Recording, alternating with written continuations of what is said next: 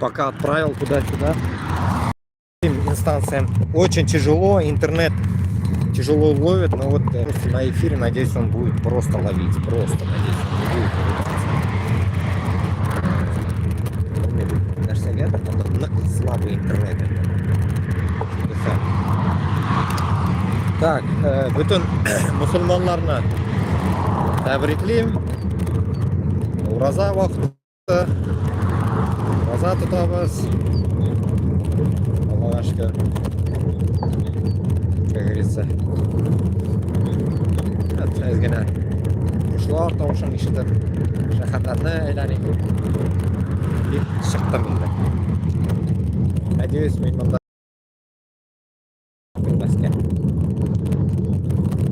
надеюсь, меня слышно. Так, я в наушниках. Как это? Короче, я везде написал, везде закинул этот видос, который то, что я так скажем, позвал всех людей. Можно было бы еще какой-нибудь телефон включить, но не тянет интернет.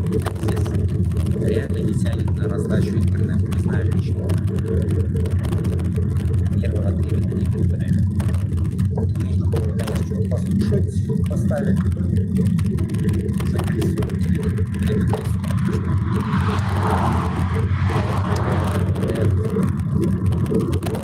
Алты егермеда, короче, ауыз ашамай. Я ничего не взял, короче. Крайняк. Доеду до дома. Чуть-чуть поснимаю, да. Вот 8 гигабайт полна, и все. Мен білмеймін, мен жеткіземін. Неге 210 гигабайт жетпейді вообще. Вот вроде бы бір ютубымда 50 кіші жиылған, но из-за того, что выходной, наверное, пока этот ютуб никак не делает это. Не открывает эфир. Может, если бы там эфир можно было, там тоже что подписывались.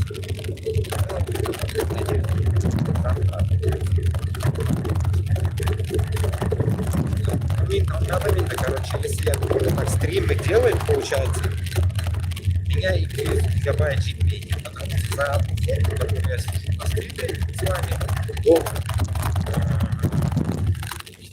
допустим, на 3 часа, да?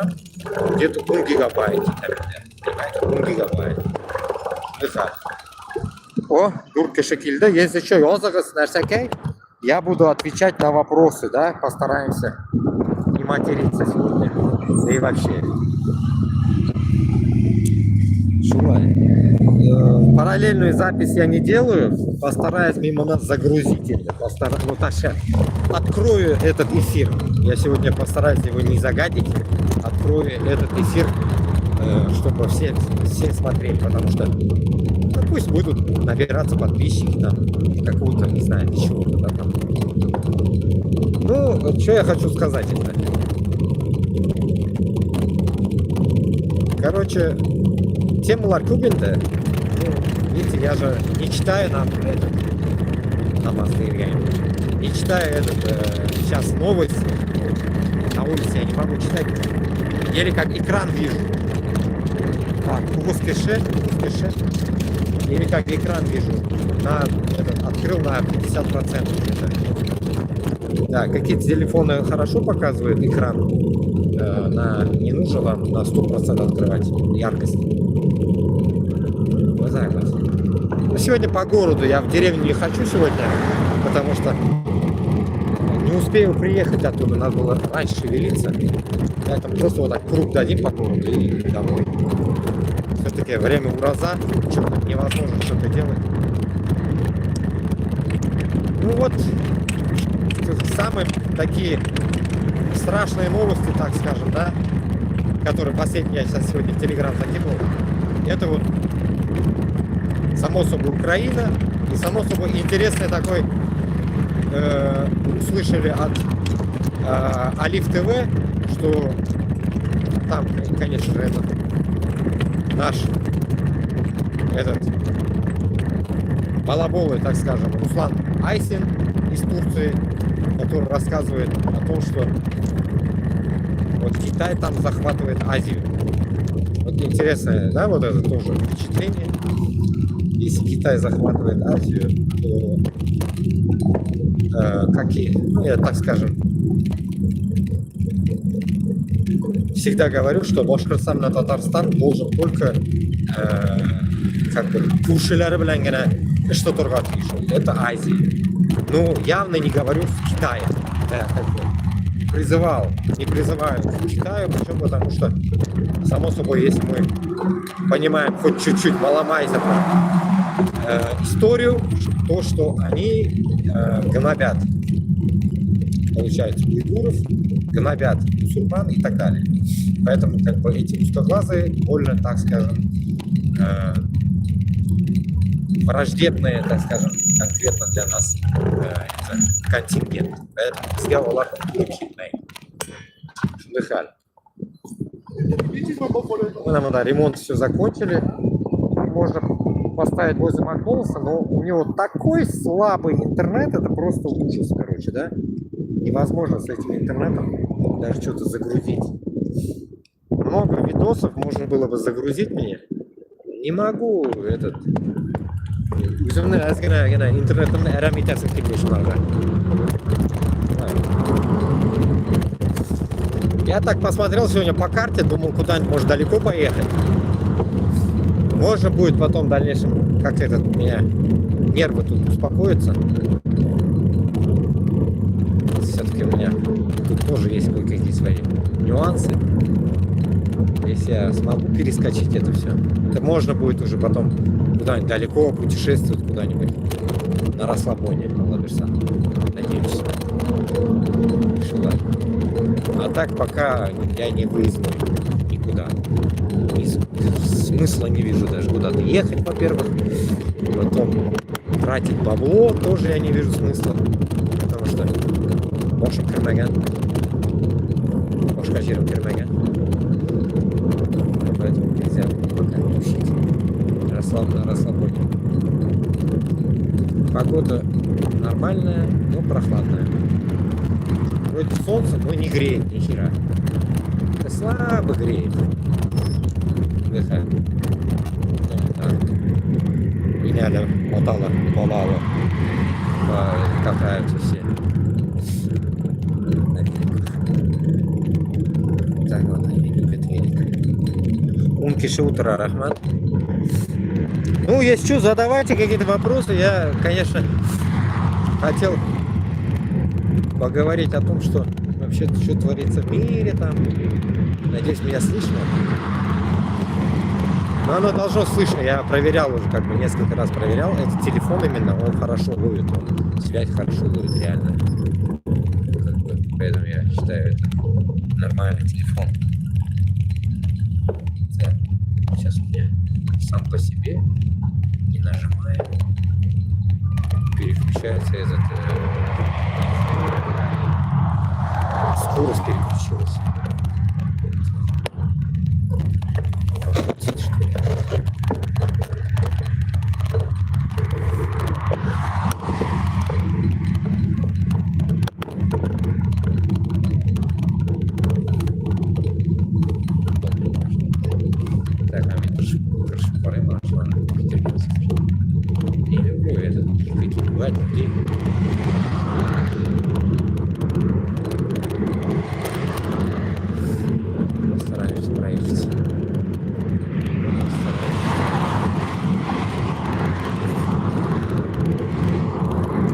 Так, унике кеше, бір лайк, рахмат.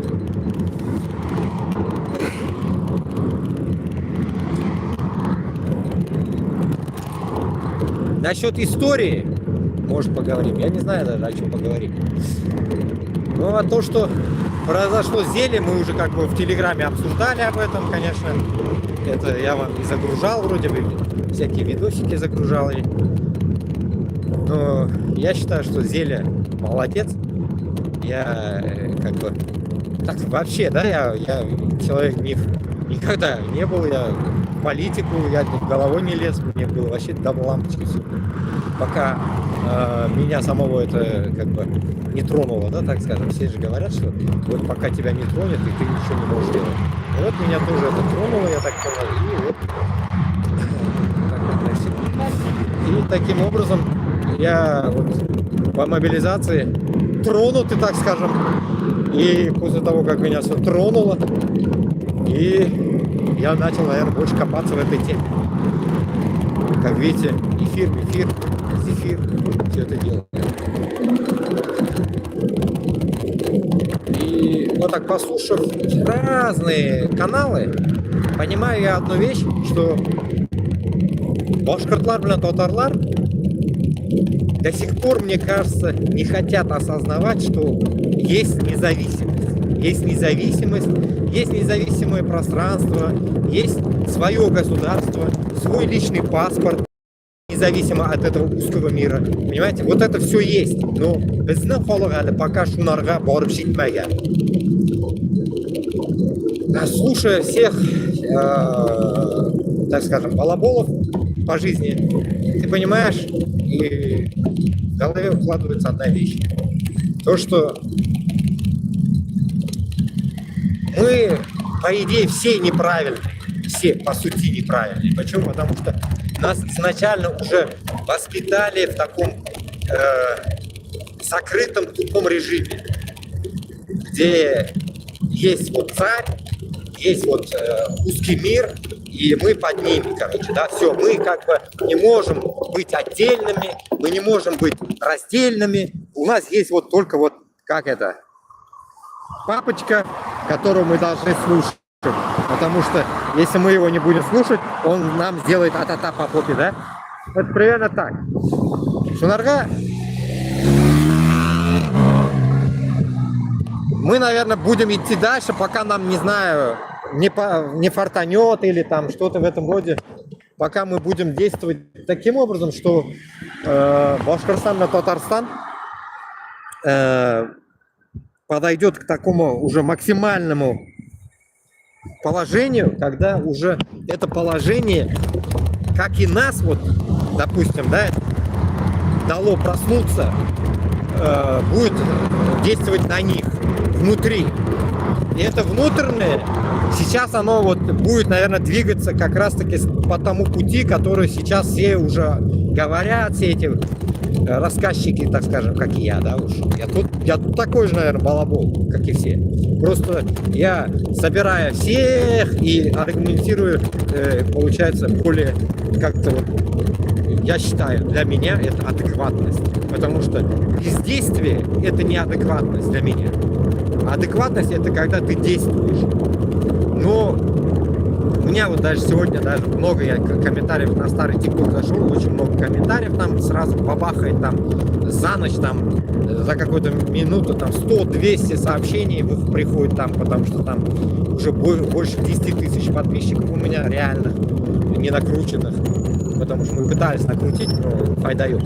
Потом в оригинале подписались там где-то минимум 4000 украинцев подписалось, там минимум.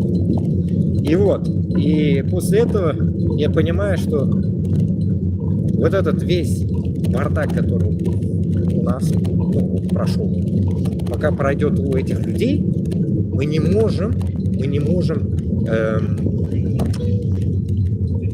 перевернуть, что ли, какое-то все вот это положение. Но мы можем сделать это один, ну, так скажем,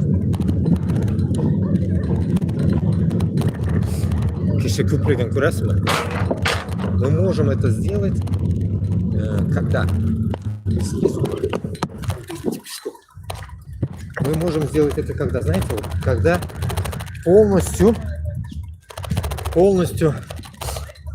весь народ попадет под, так скажем, санкции, нельзя сказать это, под раздачу.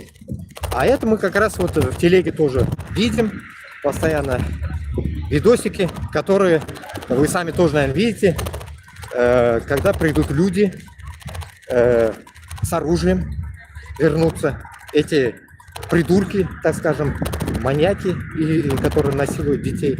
И вот эта вся вот эта шушера, так скажем, отстойники, которым все по барабану. Вот они придут и будут терроризировать Башкортостан с Татарстаном.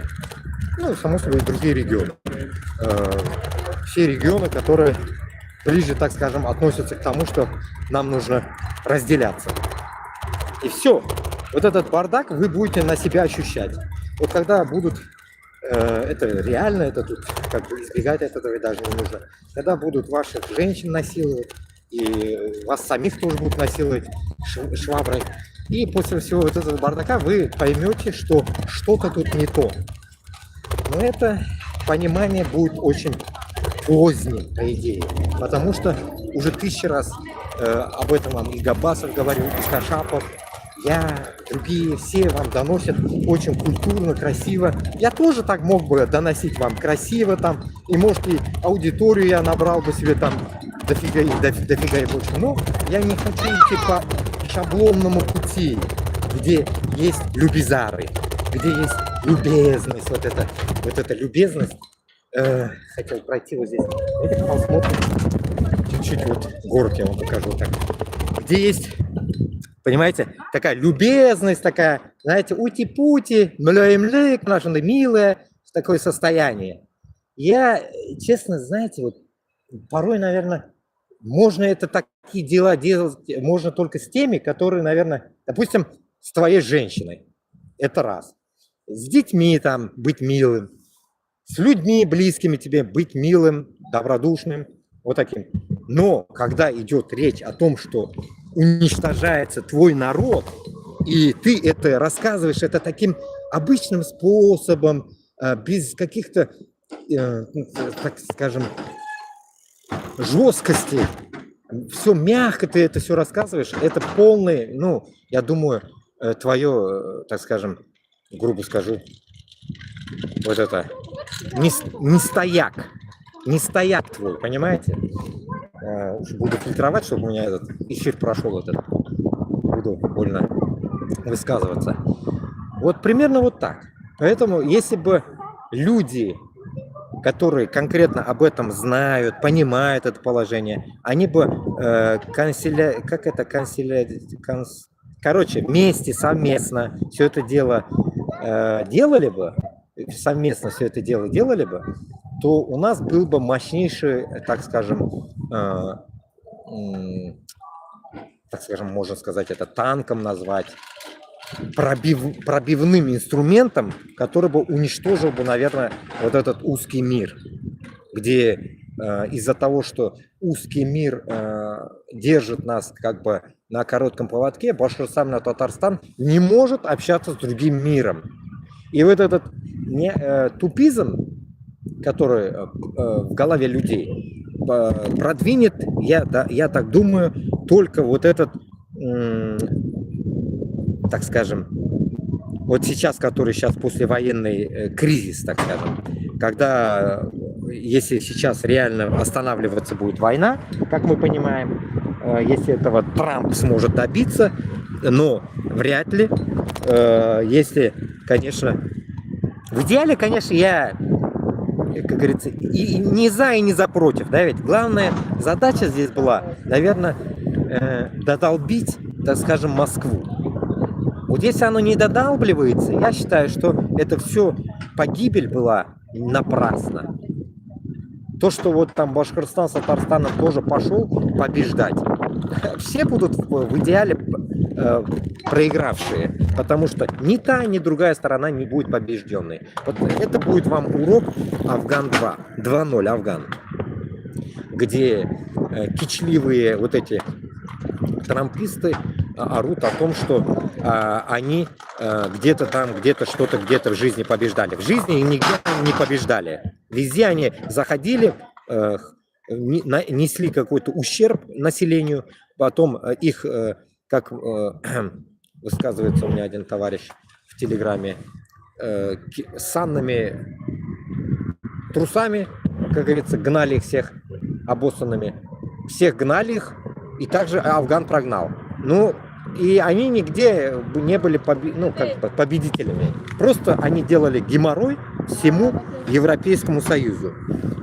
После этой всей войны, все вот эти, где они раскопошили вот это все, они приезжали беженцами в Европу.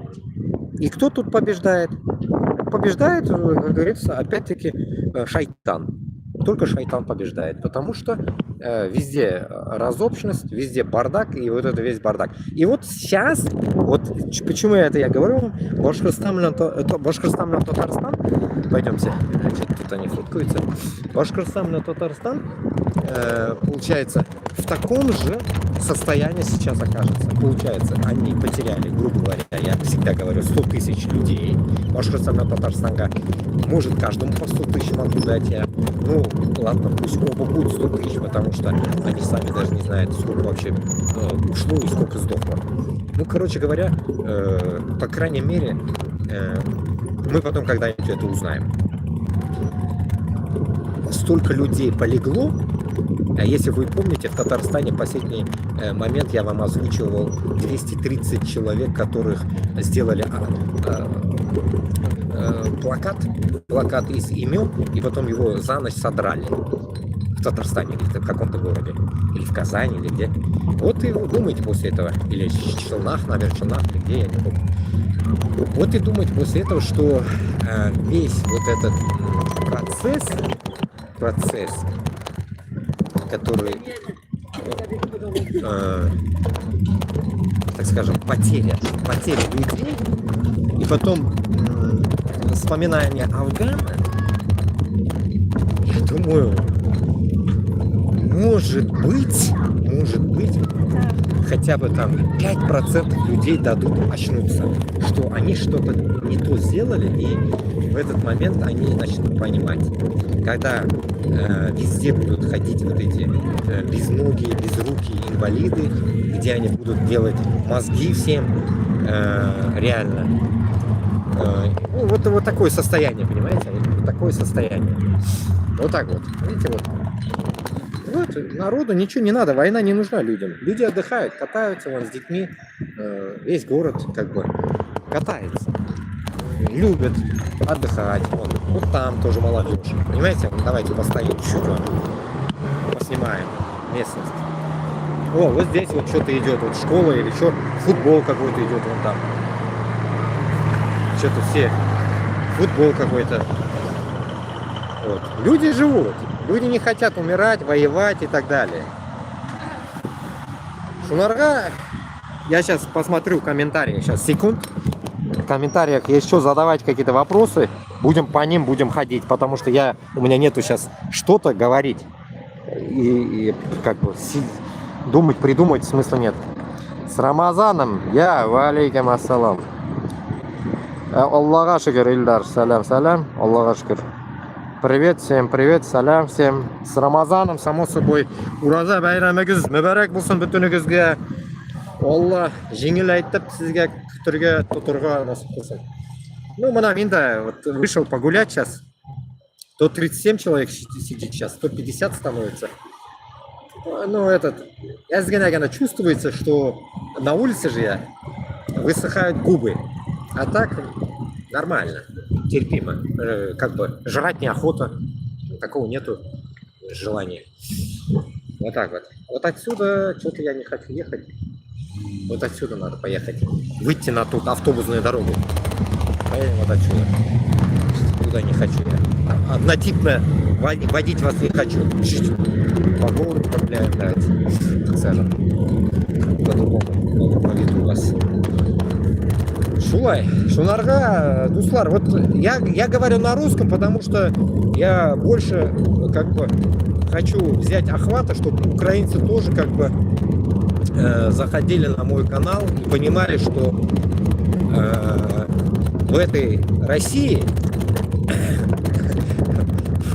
пытаюсь себя, знаете, контролировать, чтобы не ругаться. Это, знаете, как жестко оказывается, тяжело.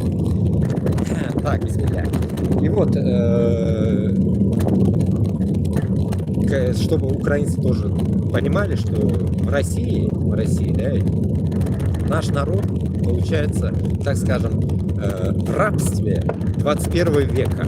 Вот я не вижу, я не знаю, где еще есть такая страна, чтобы эти маленькие страны были в рабстве.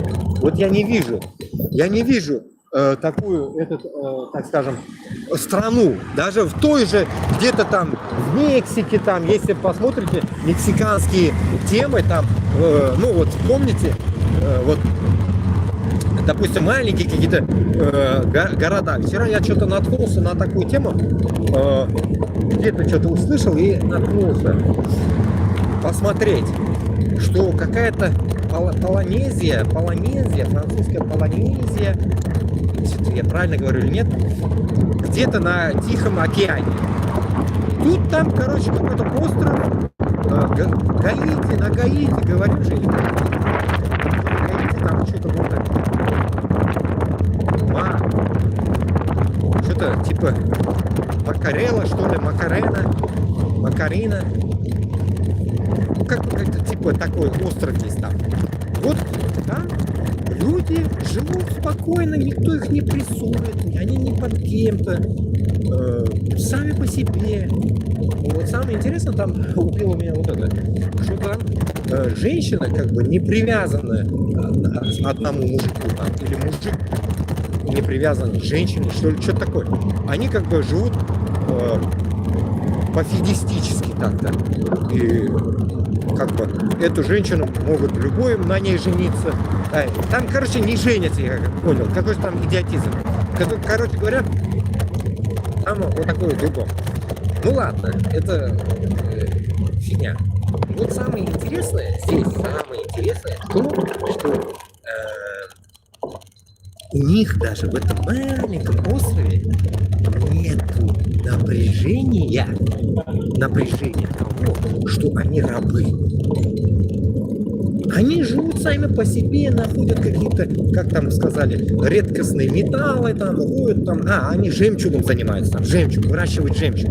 Все, нет у них ничего депрессивного, что они себя чувствуют рабами. А мы, Башкортостан, Татарстанда, в рабстве, без рабстве. И это вообще просто, не знаю, такое унижение в 21 веке. Ты понимаешь, что почему-то ты рядом, вот из рядышком, я вам остров сказал, какой-то в Тихом океане. Это между Австралия там рядом и короче, у меня не знаю, что-то интернет вырубился. Ё-моё. Тупизм, короче. Что-то интернет вырубился. Ё-моё. Тупизм, короче. Не гони пургу, все у нас хорошо. Где у вас хорошо? Так, это манхур, короче, сидит какой-то. Сразу его я в блок пустил. Пока не на велике. Так. Вот так. Интернет пропал. Резко. Я даже не думал. Вот там спрыгишь какие-то. И вот. Соседи Европы, и мы рабы. Поэтому, как вот этот какой-то Ренат, сейчас я его заблокировал, говорит, у нас все хорошо, не гони пургу. Удивляют вот такие люди, которые, живя в рабстве, говорят, у нас хорошо. Я поражаюсь над такими людьми. Если бы у вас было бы хорошо, вот таким долбоящером я говорю, пытаюсь, буду сейчас как-то красиво выражаться. Вот такие вот кукейляр, так скажем, кукейляр. Вот такой кукейляр, получается, создают, получается, такое, типа, ощущение хорошо. Что у тебя может быть хорошо, если ты сейчас на войне? Ты на войне. Ташбаш. Ты на войне, и ты говоришь, что это хорошо. Что-то я вот этого никак не могу. На войне убиваешь людей, и ты считаешь, что это какое-то правильное состояние страны? Я не согласен. Это полная придушность. Это, так скажем, низкосортный человек только может такое себе, так сказать, говорить хорошо. Ну, да, базара нет. Может, у тебя там дом есть, у тебя все есть, наверное, там хорошо. В тот же момент зарабатываешь, наверное, по 200 тысяч там, в месяц, убивая украинцев. Ну, тоже, наверное, хорошо. Принося домой, кормля своих балаларыңны ошатып, шул пышрак акчага, канлы акчага син балаларың боғасың анда. Кормишь, да, типа. Если это нормально, то, значит, это как раз-таки тот аргумент, который я вам всегда рассказывал, которые люди, это люди, которые пойдут под расстрел, которых мы будем полностью мочить по полной программе, беспощадно. Здесь как бы других вариантов нет. Они нам не нужны. Это люди, которые, как я всегда вам говорю, падальщики, как вот. Есть же в американских фильмах показывают, вот, смотрите, пошла. Падальщики. Сейчас я вам поснимаю. Аккушлар. Вот падальщики. Вот по аккушлар.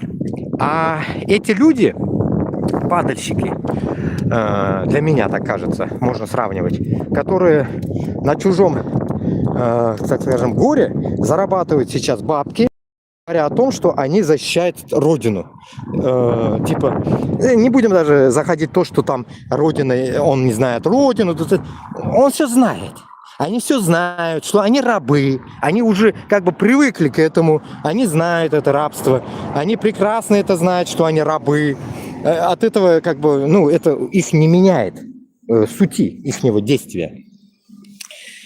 Поэтому, туганлар, бізге полностью нужно, я считаю, очищать людей, очищать Башкортостан, Татарстан таким образом, когда мы войдем, чтобы вот такие люди, или они раз и навсегда заткнулись, или раз и навсегда сгинули с этих мест Башкортостана, Татарстана. Потому что нам такой контингент не нужен. Они нам будут постоянно палки в колеса делать, чтобы мы строили правильную страну. Мы хотим правильную страну.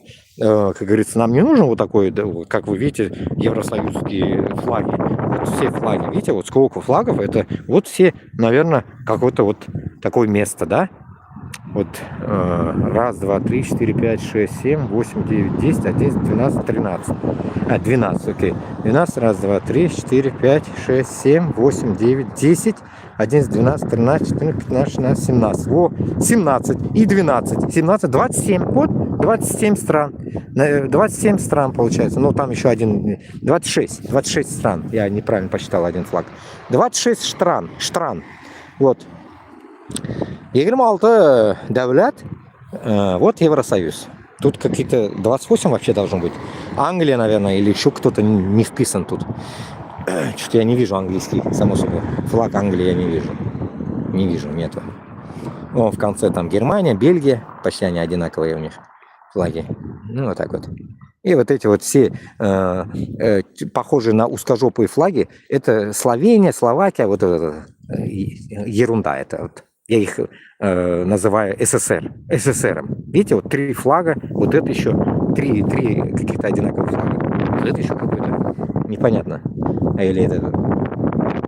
Короче говоря, как будто СССРские флаги это. Вот так вот. Точнее, СССРские, я говорю. Но СССРские они жили, имеется в виду российские сейчас. Похожи. Просто местами поменятые. Вот, шунарға бізге ондай халық туғанлар керек түгел. Бізге ондай халық только будет создавать геморрой и будет препятствовать и создавать какие-то там свои, так скажем, я думаю, да, действия такие, которые будут нас опять, с этим узким миром, так сказать, сдавать, там, стучать, там. Вот примерно вот такую тему будут они загонять нам. Поэтому бізге ондай халық, ну, в идеале не нужен. В идеале. Потому что, если мы вспоминаем историю Алдар-Батыра, в Алдар-Батыре, я вам 1000 раз уже это говорил, там были такие люди, которые сидели в Казани. Получается, Алдар-Батырлар шли спасать Казань. А там в Казани были люди, которые тесно целовались в десна с узкими и никак не могли вырваться от этого объятия, так скажем, поцелуя.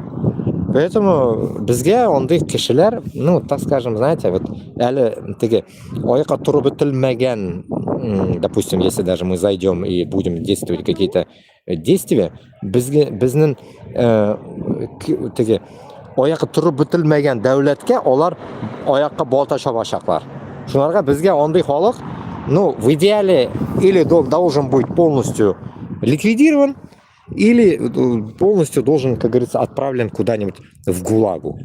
Ну, примерно так, потому что, само собой, рабства у нас не будет, но не будет, как говорится, мозолить глаза нам. Башкир, татар, бламул, разницы нету здесь, никакой разницы нету, пофиг вообще, кто там будет. Главная задача, пока они не примут нашу, как говорится, независимость, Башкортостан, Татарстаном, они будут поняли это, осознали, и потом, может, мы их вернем обратно. Вот примерно так. А так, в идеале, внутри Башкортостана, Татарстана нужно поднять людей таким образом, чтобы они никогда вот эти действия, как вот, допустим, вот сейчас, как вы видите, допустим, Трамплин договаривается с путинососом о том, что что-то там кинуть, допустим, Украину. Вот такие темы нам не прокатывают. Эта тема нам не прокатывает никак. Я вам описывал историю, опять-таки, напоминаю, что когда понадобилась помощь в истории Алдар-Батыра, помощь турков, они не... И этот татарский гирей крымский не помог, и турки не помогли. Они сказали, мы больно дружим с русней. И поэтому мы, как говорится, вассалы, мы рабы Москвы, они тогда уже сказали. Сейчас то же самое. Сегодня тут что-то говорил о том, что там, что будет дальше. Насчет, почему Турция там молчит там или что-то в этом роде.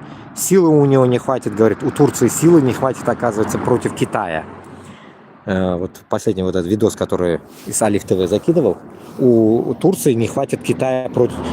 силы против Китая. Удивляюсь.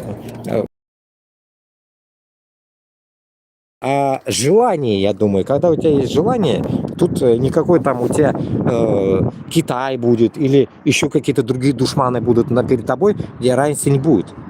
Вот самая ошибочная тактика мышления людей о том, что говорить кылынмаган әле, вот еще ты не пошел, не вышел.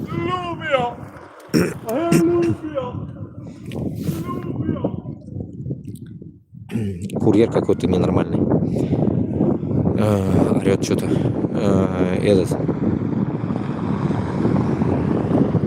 Еще, когда люди не столкнулись, получается, с этим, так скажем, действием, да, допустим, вот как Украина. Украина столкнулась в лоб с этим узким миром.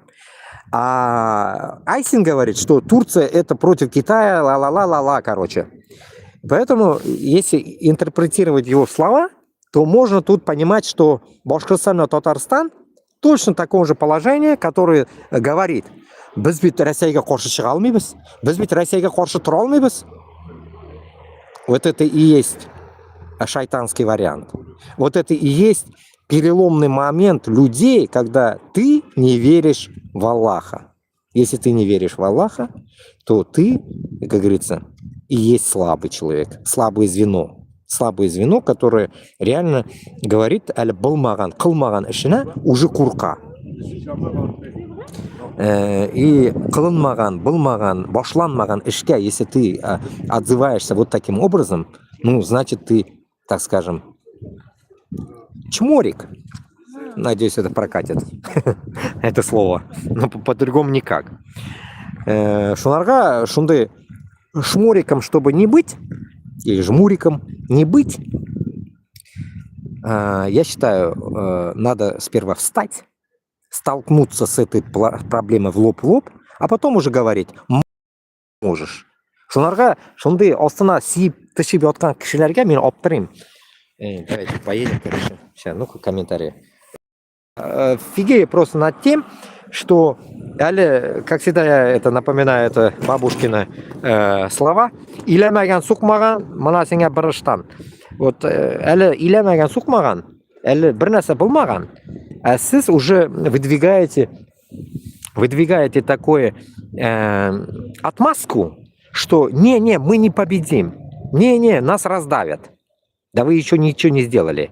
Если бы вот таким образом Украина говорила бы в свое время, что их раздавят 3 года назад, но я вижу, что-то их давят 3 года уже. Мне кажется, они живые и живее.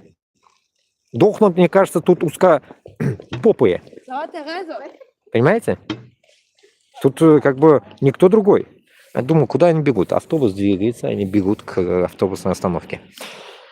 Шундыхаль дуслар, шунарга, я считаю, что вот эти все тезисы, как рассуждения, мышление, хоть что говорите, вы должны начать. Башкирт или татар должен взять в руки оружие и начать. Сегодня я закидывал еще один комментарий, в телегу тоже закидывал, с ТикТока, с моего старого ТикТока, где много подписчиков. Там кто-то написал то, что надо, говорит, идти, говорит, уже на СВО и оттуда разворачиваться, идти туда. Ну, представьте, как можно идти, узкую армию, если ты оттуда живой не вернешься. Как ты оттуда и уйдешь, и потом дальше уйдешь в Украину? Через минное поле, что ли? Или как? Или идти сдаваться в плен, что ли? Это полное абсурдное, вот то, что люди пишут порой иногда, я поражаюсь над их комментариями. Я мог бы его пропустить, но меня поразило то, что он говорит вот таким образом. Ну, вы видели же, сколько примеров можно приводить от Майкла Наки и так далее. Если ты идешь на СВО, ты там уже не живой. Ты или уже Сасандро, или ты все, ты Кончита, короче. Вот и все.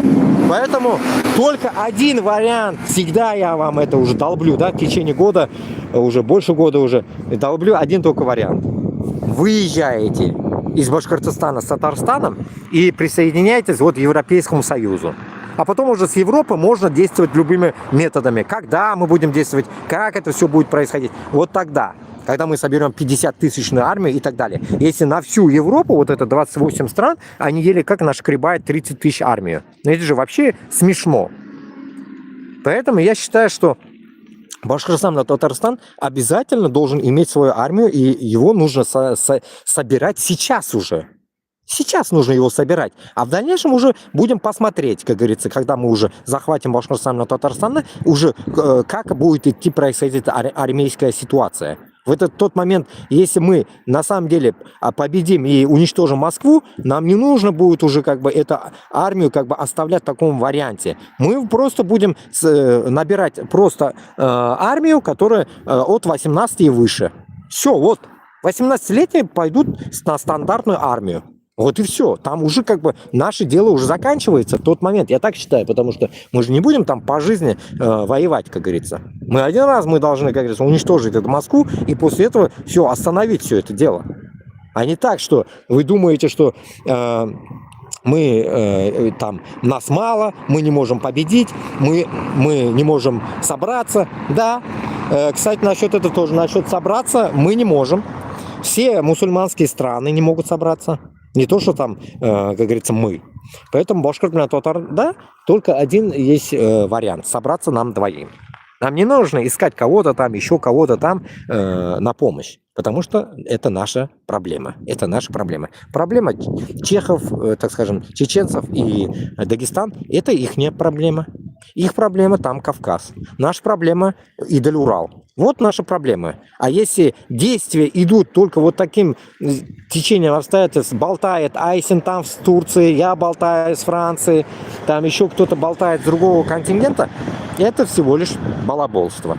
Этим балаболством, я считаю, мы занимаемся уже, до меня занимались, я сейчас занимаюсь уже этим. Это, я считаю, что это, как говорится, опять как красиво это надо сказать, импотенция. Импотенция. Блясизма, вот шул. Импотенция. Вот поэтому вот это потенциал был, и надо убрать. Понимаете? Вот пытаюсь, как говорится, qog'ozga urab gapirgani. Пытаюсь, как говорится, выражаться красиво, чтобы, как говорится, не ругаться.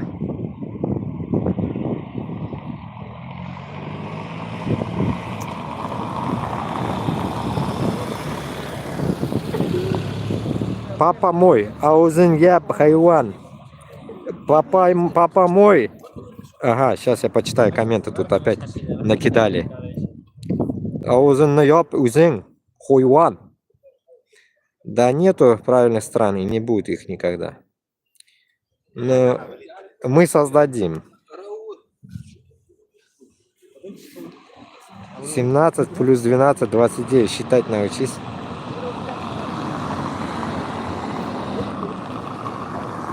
Да нет, какой 17, 12? Там я тоже так думал, 17, 12. Я думал так же. Но там вот это есть, синие, видишь? Повторяется, синие флаги, это европейские, вот эти звездочки. Я тоже так думал. Абзалуддинова, Наталья, ты в каком городе? А что, хочешь приехать, что ли? Ну, проебить ярамы. Козлар Тотунорга. Я на Уразе, Наталья. На Уразе я. Так что поздняк метаться. Что ты несешь? Иванушка. Ты что-то несешь. Витя, ФСБ выехала. Опачки. Все. Прием. Валейкум ассалам, Урал. Юрий Боровицкий. Нацики это узкие из москалятины. Это вот нацики. Ильдус, тебе только лоботомия поможет. Сені лоботомия ясыйбыз, біз кіргеш. Несі. Табырбыз, мен сені уже білдім кімлігіңні. Ильдус, все. Бүтін Ильдусны лоботомия ясаға шунда келіп шығасың енді сенде. Все правильно. У Турции не хватит Китая против силы. Не хватит против Китая силы. Угу. Само собой, не хватит. Потому что Турция из той категории, которая, когда нужно, так скажем, помощь от них, она не приходила, не приходит и так далее. Поэтому у них не хватит сил. Почему? Потому что она никогда сама не помогает, и им тоже никто не будет помогать. Вот примерно так. Поэтому нам только поможет Аллах. Аллах Та'аля, если нам решит помочь освободиться, вот тогда у нас будет освобождение. Понимаете? Надо пропускать пешеходов. Я сейчас пока кое-что забыл зацепить. Резиночку надо зацепить же. Шатает, а то жестко. Телефон чуть не улетел. Шулай дуслар. Поэтому 73 кеше утра. Bu urus tataksanlar o'tira shekilli. Xudo tilida so'rab yuboramiz endi shulay. Ishingizda. Она точно, знаешь, такая никто не заподозрит.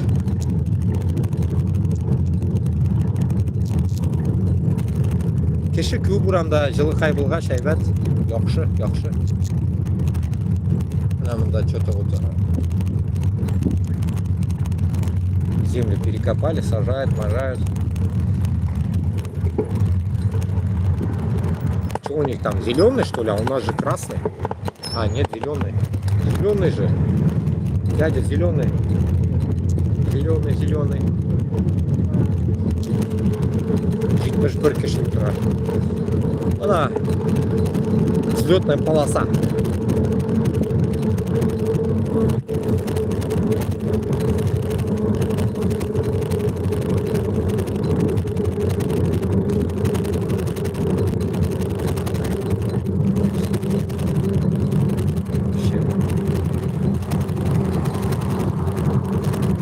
Все в шарфиках. Я тоже, Хорошо, ошейник одел себе. Воротник. Так, 4:30. Ну, еще можно часик покататься.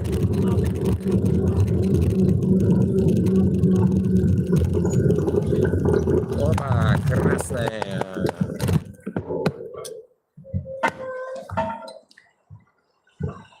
Я такая Иванушка, ладно, весь блокирую, короче, Иванушек этих пятачков. Зеленый. Зелененький, да. Посмотрим городок. Кто будет нам?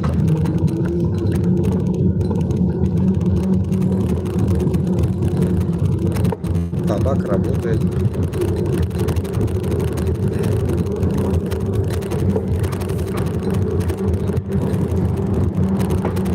О, народ уже все на улице сидит. Тепло, потому что взяло ведь как будто на солнышке. Так, прям тогда вообще бачок.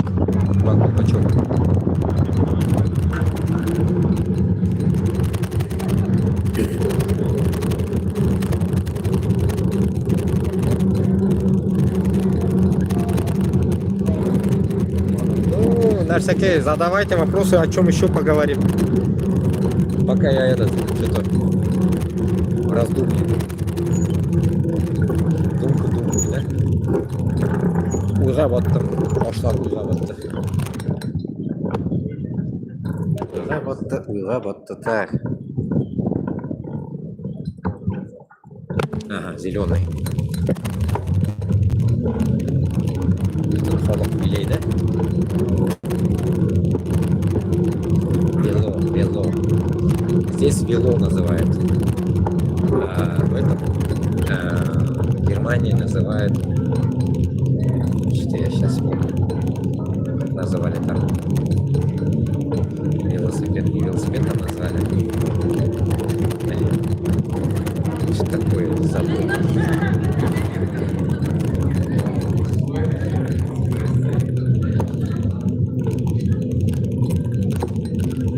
Байсикель. Сикель называли в этом Норвегии. А здесь как-то называли по-ихнему, по-немецки. Все забыл, а? Знал ведь. Знал.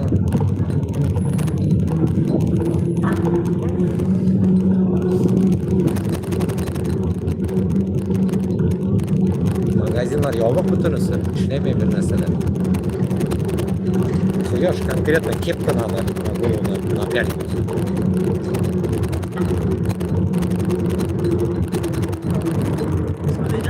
Я же слышу, наверное, не дребищи.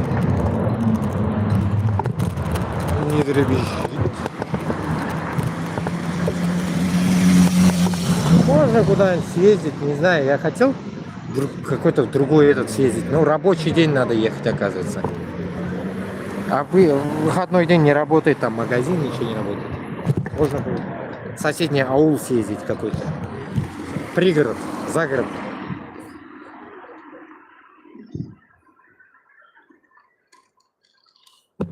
Отдыхать.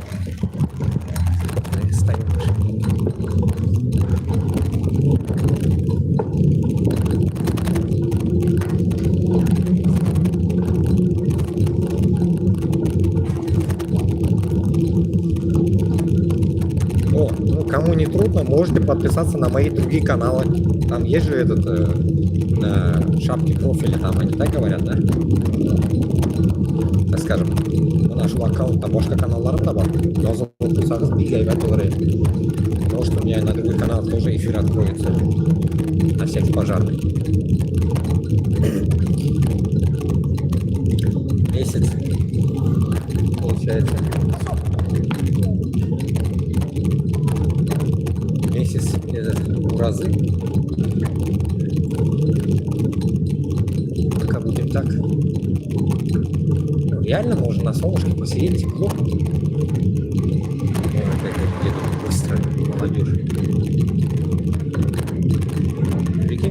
кинотеатр тоже что? А, кинотеатр открыт, да. Кинотеатр открыт. Что за фильмы там? Давайте я вам покажу фильмы, какие есть. Поставлю велик. Сейчас. Посмотреть фильмы. Так, вот.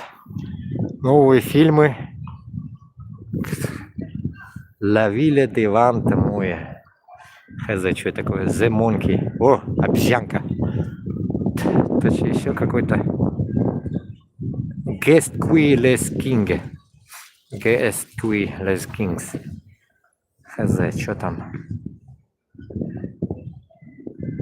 Вот это. Капитан Америка. Что за хрень такой? А, вот, расписание даже есть. Сейчас я вам покажу расписание тоже. Вот расписание. 8:45 будет что-то там, вот это, зал 2, 3, 3. 6. 5 евро написано вон там. 5 евро. Чего 5 евро хз, короче. Printman's Boy Cinema. La Séance. La Séance 5 евро, короче. La Séance 5 евро. Так что сеанс 5 евро. 500 рубликов. Шилай. О, древний какой-то избушка. 4-этажный. 5-этажный, что ли, даже. Вот так вот. Здесь до хрена это рухлити, конечно, у них. Рухлить конкретная у них. Любят они рухлить.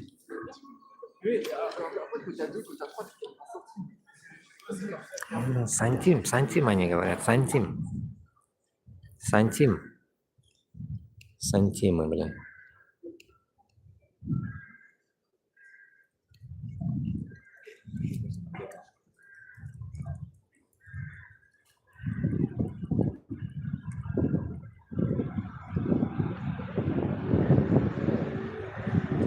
Конечно, можно вон туда поехать, в конец этого можно поехать. Этого города. Конец этого города можно поехать, но вряд ли я вернусь потом оттуда быстро. Надо будет гнать потом. Ну, сейчас давайте погуляем.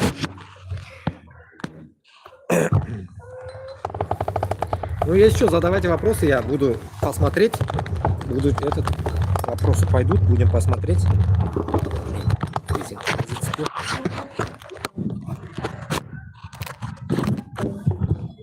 Какую тему будем обсуждать? Я зараз. В телеге можно, конечно, посмотреть, какие темы там мы говорили.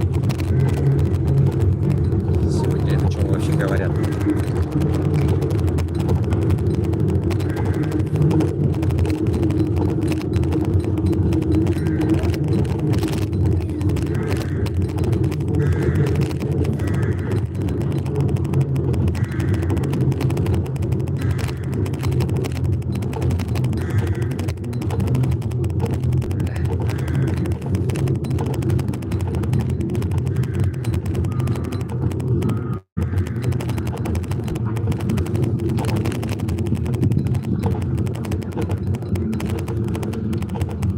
Давайте вот что-нибудь послушаем вместе с вами.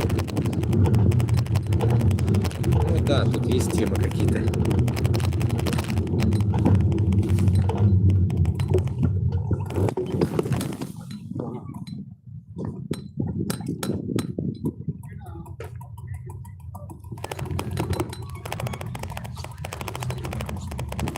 Ну, здесь мы дали пока никак ремонт не доделали.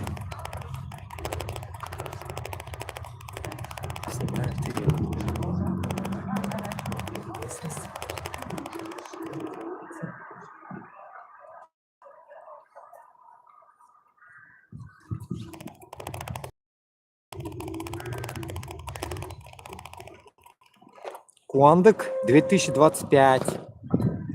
Мой канал. Уничтожить Москву. Тоже мой канал. Можете подписаться.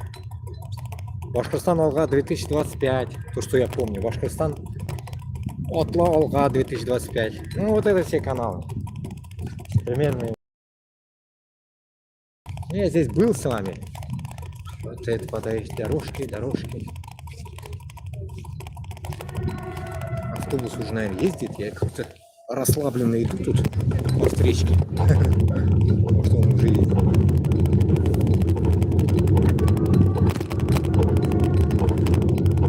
Сейчас куда-нибудь встань, читать.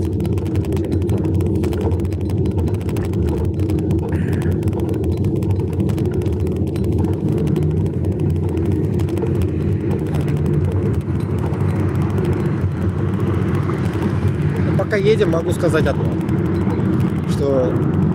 А нет, автобус пока не пустили отсюда. Едет рядом. Что... Ага. О, блин, да, дивись.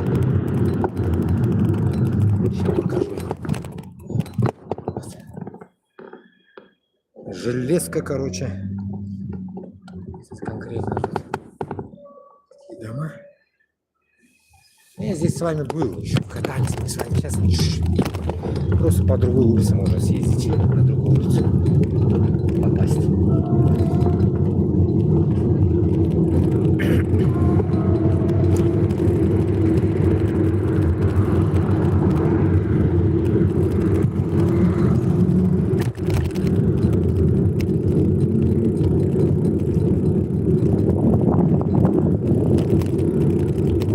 Приятно по такой дороге ехать. Умная такая. Вот отсюда я всегда с вами спускался туда. И давайте вот сюда поедем. До него до конца я не ехал по ним.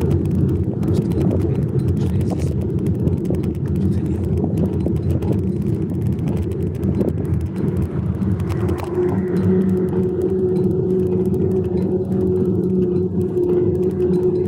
Bir saat sizin bilan menda. Час. Посмотришь, город какой-то у них весь квадратный, как будто бы. Весь квадратный город. Вроде как-то и думаешь, правильно вроде построено. В то же время как-то странно все. Ну, поезда. Я пройду куда сюда. Покажу вам. Поезда. Стоим. Будем посмотреть железку. О, видите, как тут такие здания какие-то. Ну, вот такие вот скоростные поезда у них. Типа электричка. Вон вело. Как МЦД вот это. Чёртово МЦД у них пришел в 21 веке, а у них уже это давно. Вот так вот. И то МЦД только по Москве. Башкортостан, Татарстанда юг МЦД. Нищеб... И еще тут мне пишет какой-то Ренатик, то что они хорошо живут. Где вы хорошо живете? Бомжи. Хорошо живут. Нахлебники только хорошо живут, которые воруют, которые Татарстанда да, Башкортостанда да, которые сосут этих же правительства. Ну, шулар әйбәт яши, а калганнары все, калганнары вон в армии служат, солдаты, понимаешь ли, без рук, без ног, которые там плачутся потом, говорят, что мы хотим домой, мы не хотим умирать, мы не хотим воевать. Начинается у них вот это. Вот такая ситуация.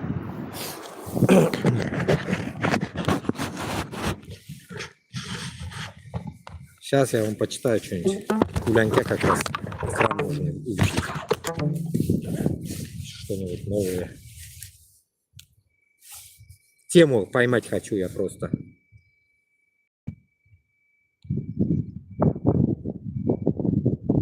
А, ну вот, фото отправили.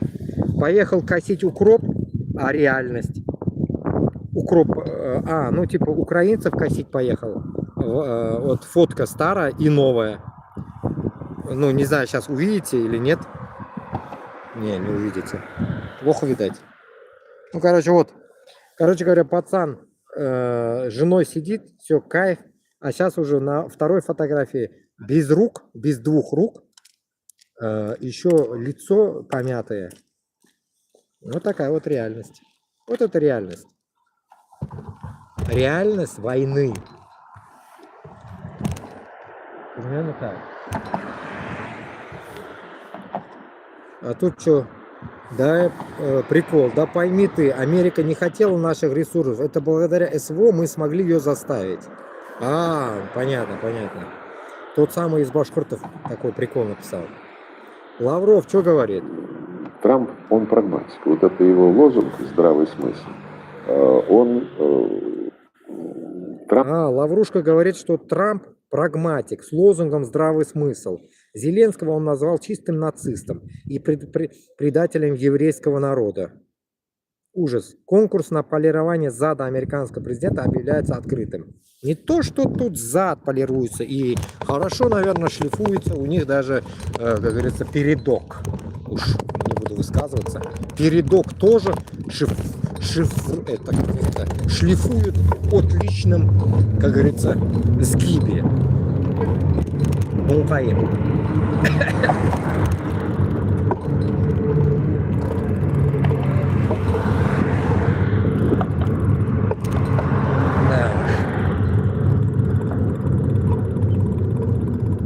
Вот это тоже слушал чуть Майкл Наки, оглавление его.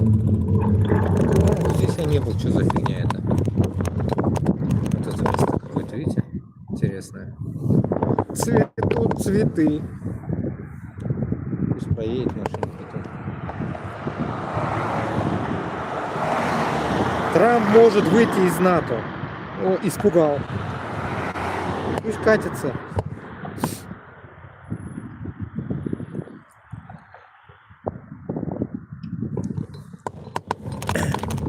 Вот что я вспомнил теперь. Вот. В Лондоне начался исторический саммит, какие решения примут для Украины. Вот я сейчас вспомнил. Вот здесь я поговорю.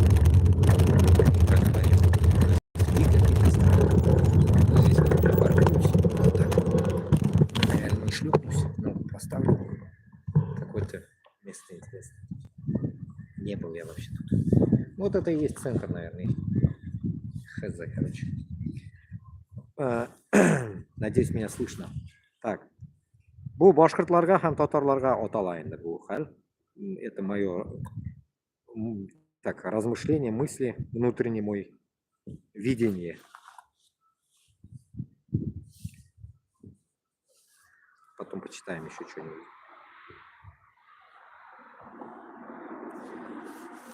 Так. 30-40 киши утра. Вот сейчас я уже сколько дней уже написал, что жду там с кем-нибудь стрим сделать с Украиной. Именно с Украиной стрим. Почему? Потому что... Где мой микрофон? Меня слышно, надеюсь? Вот, поближе поставлю. Почему стрим с Украины? Чтобы донести Украине, что Башкортостан и Татарстан мог бы помочь. Но чтобы это мог бы помочь, мне постоянно пишут люди, которые тоже сегодня читал где-то. Есть же там, говорит, ЛНР, нет, как это, РДК. Типа, вот они же служат, идите к ним. Постоянно вот это пишут они мне. Не знаю, кто это пишет, конечно, или узкие, или украинцы, но, по крайней мере, кто-то мне пишет это в комментариях. Я что хочу сказать. Нам это не волнует, я уже 1000 раз об этом говорил, то, что они там делают. Нам разницы нет. Вот теперь самый тот момент, голову из песка, высунуть голову из песка и сказать, что мы хотим независимости. И другие регионы тоже, может, хотят независимости, допустим, да ведь? И когда вы ходите там по ООН, там Габасовы, там Кашаповы вот эти, куда-то там вылазите непонятно где. Я считаю, что вам нужно ходить именно по таким местам, где сейчас говорится о том, что помощь Украине нужна, кто бы им помог, они ищут вот это положение, понимаете, людей ищут и так далее. И я думаю, сейчас как раз таки помочь Украине своими, так скажем, хоть малыми силами. Это получается башкорт белән татарны әз генә булса да көче белән. Это те, которые вот топят за независимость. Хотя бы с ними. А не говорит там, отталкиваясь тем, что там есть же рота башкорт, РДК, МРДК, еще кто-то там и так далее, и так далее. Это не ответ. То, что они есть, мы знаем. Вы где-нибудь видели, чтобы они куда-нибудь пошли и атаковали Москву? Нет, вы нигде это не увидите и не увидите. Вообще не видели. Шунарга, что я хочу сказать. Нам срочно нужно достучаться доверху украинцев, чтобы украинцы поняли, что есть какие-то там люди, которые намереваются как бы помочь им и так далее. Но по нашему усмотрению, что мы идем полностью в эту русню, так скажем, выражаться буду уж красиво, будем идти к узким, чтобы уже брать, получается, полностью наши свои территории освобождать и идти уже на Москву. Как всегда, это я вам говорю. Другого варианта у вас нет. Внутри говорить, что есть у вас РДК, рота башкорт, рота чеченцев, Ахмат Сила и так далее. Это все, как там, Мансур Сила, да, там только не Ахмат Сила, а Мансур Сила или там Мансурская бригада. Это не то. К ним добавляться надо, базара нет. И переформатировать их на Москву. Понимаете, вот они пусть есть, окей, они уже все, они поняли, что почем. И тут как раз-таки, если войдут Башкортостана, Татарстана люди, как раз-таки эти, которые, так скажем, силы, они могли бы помочь нам обучение сделать, то все, короче, вот эта тема, понимаете? А не искать там, как в стоге сена, иголку, что у него нет людей, он просит там. Вот сейчас как раз-таки тот момент проявить Башкортостану, Татарстанга и другим регионам, что мы есть, давайте услышьте нас, постоянно, который я, именно мой тезис, который я вам диктую, говорю, что только сбором наших сил можно будет чего-то достичь. А так нет, понимаете? Так мы ничего не добьемся. Не добьемся ни хрена ничего. Почему? Потому что таким положением, которым несете вы, несут, точнее, здесь ступеньки конкретно оказывается, несут, получается, так скажем, несете, получается, вы о том, что инстанции там внутри Украины и типа присоединились к ним, нет. Это положение нас вообще не устраивает, поэтому наше положение только по своему заходу, по нашему методу, по, как говорится, захвату своих территорий. Все. А не то, что там они копошатся, там 5-6 человек, которые внутри что-то там копошатся, выходят, заходят. Это нет, это нас не интересует. Поэтому нам нужно конкретно это серьезно разговаривать. Поехали оттуда. Серьезно разговаривать о том, что мы идем 50-тысячной, допустим, армии, хотя бы, да, 50-тысячной армии, сбор 50 тысяч человек по заходу Башкортостана и Татарстана. Вот наша задача должна быть, понимаете? Вот к этому, если согласятся европейцы, я вообще даже и не хочу, чтобы они что-то там мутили, американцев даже, еще до лампочки, до американцев, по сути, плюс еще добавил он Трампу конкретно уже свое явление, что это точно уже с ними, как говорится, срать не сядем мы, грубо говоря, пока, да, дальше не знаем, что будет. Ну, итог какой? Итог тот, что мы видим,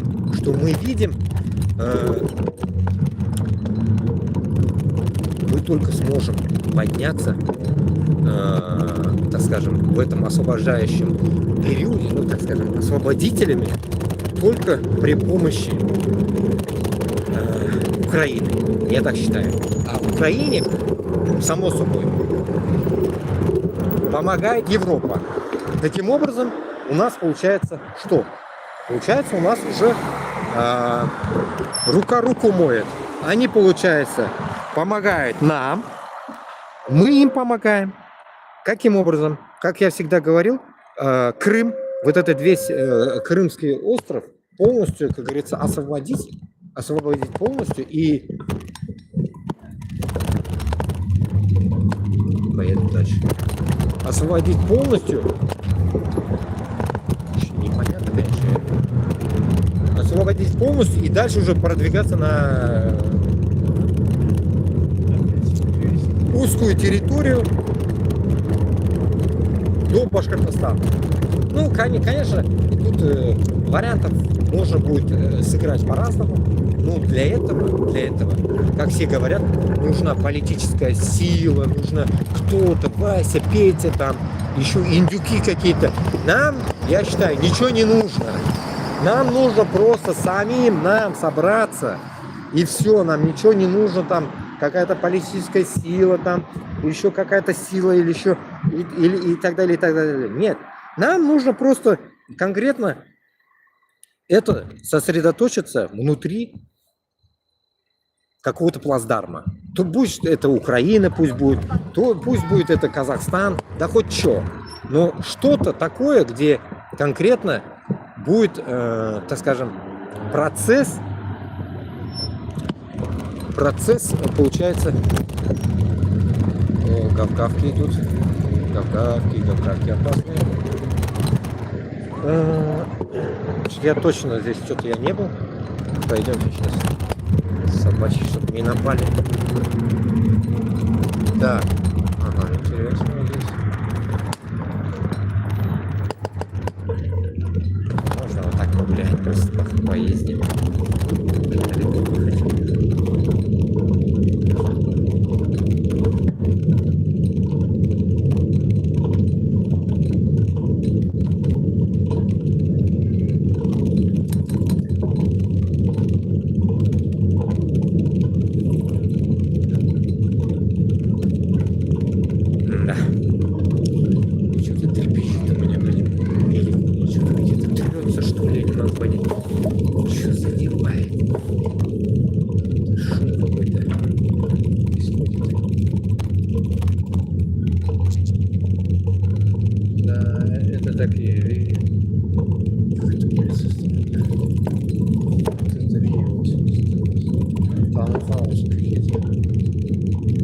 Ой, вот жарко, мне кажется, здесь прикольно, дома такие прикольные, старинные какие-то.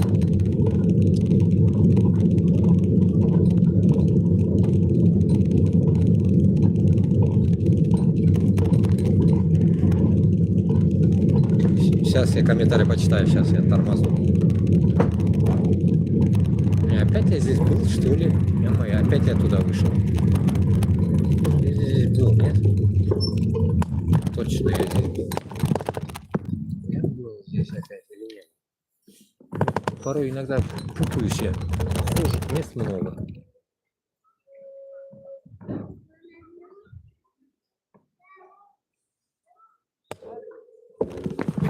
Сейчас комменты сейчас почитаем. Ну-ка. На самом деле так, миллион. Украинцы кончаются, решили на убой отправить народ России и помогают врагам России агитировать народ России умирать за чужие интересы представителей этих самых народов. Европа боится на Украину своих воинов послать, куда их зовут власти Украины, а внутрь ядерной державы они зайдут. И самое смешное, что все эти борцуны вот трусливо сбежали и сулят из-за границы. Понятно, Назарчик, мы тебя услышали. Вопросы 4 смс он написал. Ну, Назарчик, как говорится, я тебя забанил. Как говорится, нам такие узкие жопы не нужны, так скажем. Поехать велодорожниками, это, да? Что я могу сказать? что мы не из-за того, что там сбежали от какого-то страха или что-то в этом роде. Мы именно уехали из-за того, что мы не хотим убивать украинцев.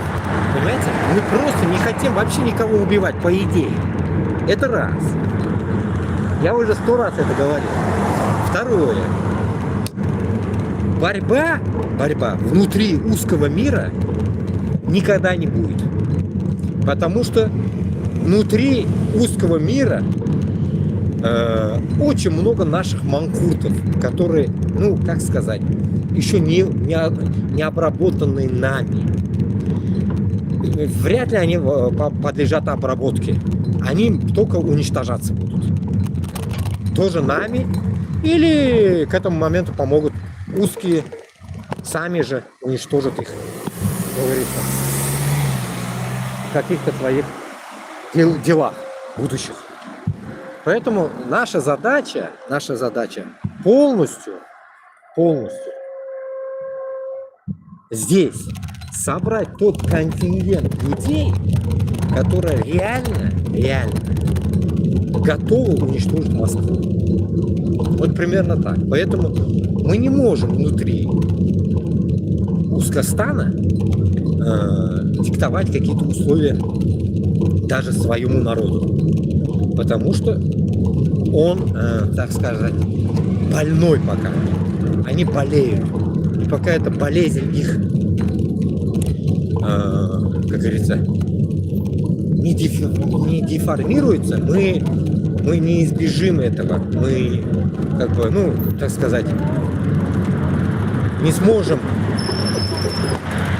получается, не сможем, получается, создать независимость Башкортостана с Татарстаном. Вот примерно так. О, вот этот домик покажу я вам, прикольный. И натуры этой улицы не было. Смотрите как. Края. Сейчас я сфоткаю на другой телефон тоже. Прикольные, да? 40 человек сидит. 40 человек утра. Когда вот такой вижу орнамент деревянный что-то, сразу аул вспоминаю. Мы же еще те мастера по дереву.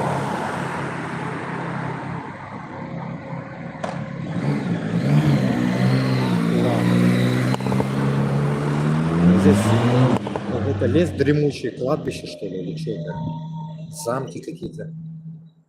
Не знаю, до конца доехать или что, вернуться. Поэтому, когда ты говоришь, что? Желания много, возможностей ноль. Само собой. Если вот даже взять вот узкий мир, в узком мире снести не то, что там ваше шествие вчера 800 человек там немцы посчитали, оказывается. И 1000 раз это я услышал. 800 человек, получается, еле как посчитали 800 человек, где-то вышли, получается, на шествие вот этого, так скажем, навальнистов. Шествие навальнистов получилось у вас 800 человек. Все. Понимаете? Даже у узкого мира нет своей армии. То, что там внутри, это не ваша армия, поймите. Это не ваша освободительная армия от этого путинского режима. Если уж на то пойдет разговор. Вот как сказать? Вот этот Илья Пономарев, который несет какую-то тоже интересную тактику их свою, ну, если он не лицемер, мы же еще не знаем, кто он, снимет вот эти наши Айсины, все эти диалоги, какие-то интернетные, как говорится, бойцы. Я считаю, что узкий мир должен раз и навсегда понять, что вы дальше Рязани никогда больше ничего не будете иметь. Вот ваша задачи, понимаете? Вот ваша задача. Дальше Рязани вам суваться некуда. Все. Вот до Рязани Москва, там если Украина вам оставит его вообще, это все будет ваше. Дальше Рязани это все наше. И так далее. По территории сейчас еще раз рассказывать. Примерно вот так. А если вы говорите о том, что у нас это влажные мечты там или что-то в этом роде, как сейчас начали выражаться такие влажные мечты, там такие выражения есть. Все прикалывают такие выражения вообще. То вот эти вот влажные мечты, как раз таки, влажные мечты всех народов. Прикольно, да? Вот куда я вышел. Вот сюда я поеду, наверное. Туда уже упрет меня. В другой район еду куда-то. И вот, давайте я постою вот здесь. И вот эти влажные мечты. О, видите, какие дома здесь прикольные. Ну тут прям страшно высокие дома нету. Я не видел еще. От силы вон то, что возле ЖД вокзала видели, и все. И вот эти важные мечты людей, все, которые сейчас пытаются создать независимость своих республик, такой же болезнью должны болеть вот эти навальнисты и кто там 800 человек пошел за ними вчера в Германии, там, в Берлине. Придурки. Как Галустян говорил, придурки, блядь.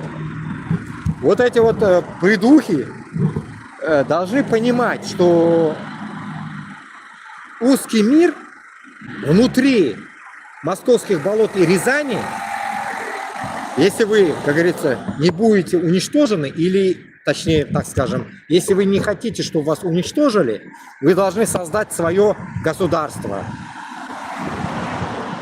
Как это, Дудаев или кто там говорил об этом. Короче говоря, ваше государство должно быть свое, личное. Так скажем, русня ваша должна быть своя.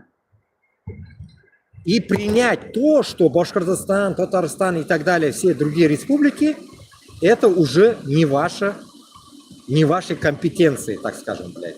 Это не ваше. Примерно так.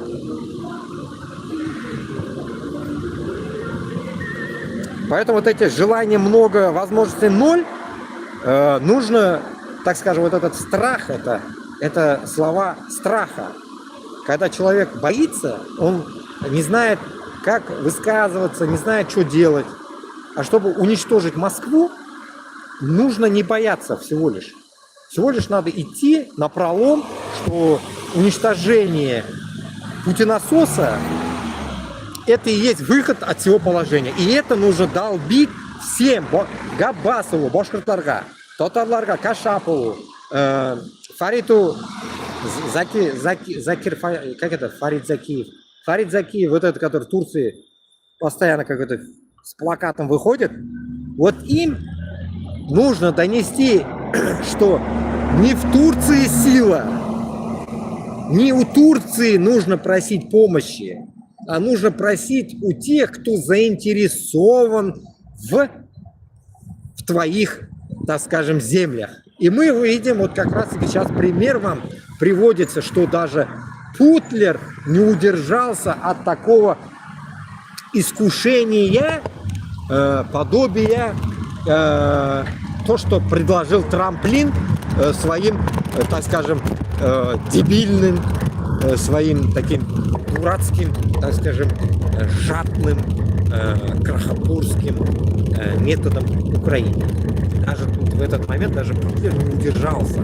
Почему не удержался? Потому что жаба душит у каждого душит жаба. Расходы, 3 года расходов, нужно как-то их отбить. Товара много, набежало за 3 года, пихать некому. Один Китай только не может это все усвоить, так скажем, употребить, сожрать. Он бы, может, и мог, но цена, это нужно, получается, отвести узким Китаю все это, и еще нагнуться, чтобы они еще его хорошо, как говорится, отделали сзади. Примерно так. только тогда они будут брать ваш товар. Не даете, как говорится, зад свой, они, как говорится, ломаются, говорят, цена не подходит. Вот примерно так. Поэтому я считаю, что у каждого вот этого региона, этой России, так, нужно полностью это раздербанить, полностью раздербанить таким образом, чтобы мы могли уже спокойно, так скажем, входить, наверное, управлять этими землями, Башкортоном и Татарстаном. Но к этому, конечно, нам нужно, наверное, просто так на блюдечке, как говорится, нам никто не принесет. Надо идти к таким военным путем. Военный путь — это только путь один, брать в руки, так скажем, автомат. И все, вот примерно так. Когда говорят, что диванный воин, блин, мне написали там в ТикТоке тоже диванный воин, еще какой-то воин. Если бы, пожалуйста, вот если бы в руках был бы, допустим, у тебя ну, вот это приспособление уничтожать москалей, то мы бы точно не были бы диванными воинами там или с кем-то. Понимаете? Примерно так. Вот поэтому здание я понял, куда мне надо двигаться. Видите? Здание помогает. Где-то там блуждаешь когда. Я понял, что мне надо ехать вот сюда. Я вспомнил эти места.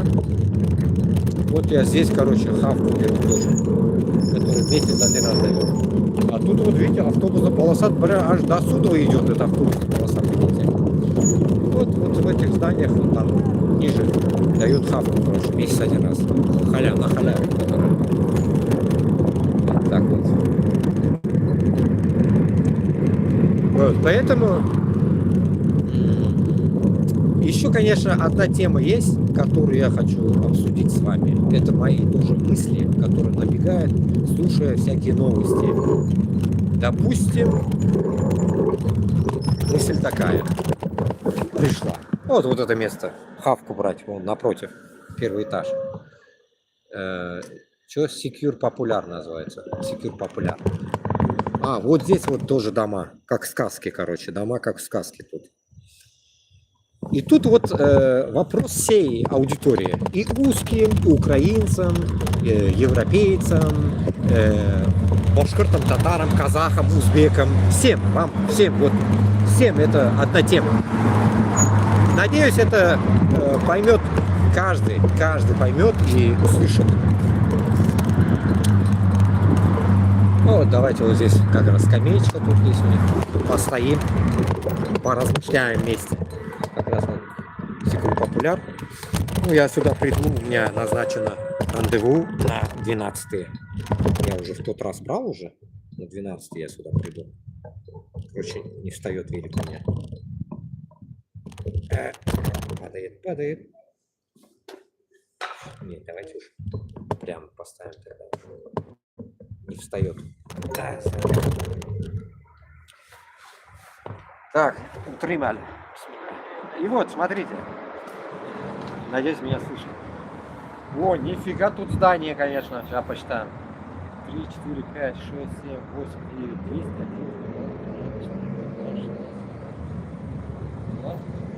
22 этажа.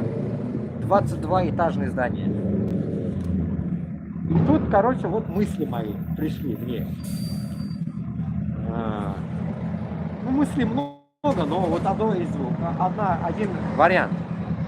Я это, может, в телеге чуть-чуть уже высказывался. Мышление такое. Допустим, если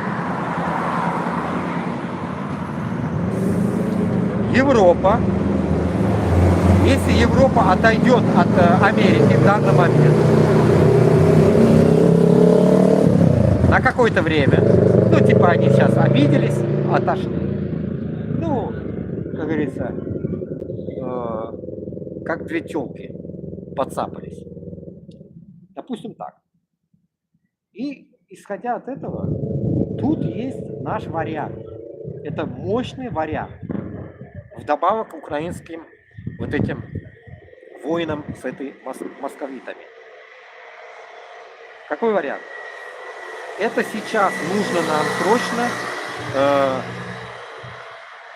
поймать кого-нибудь из европейцев.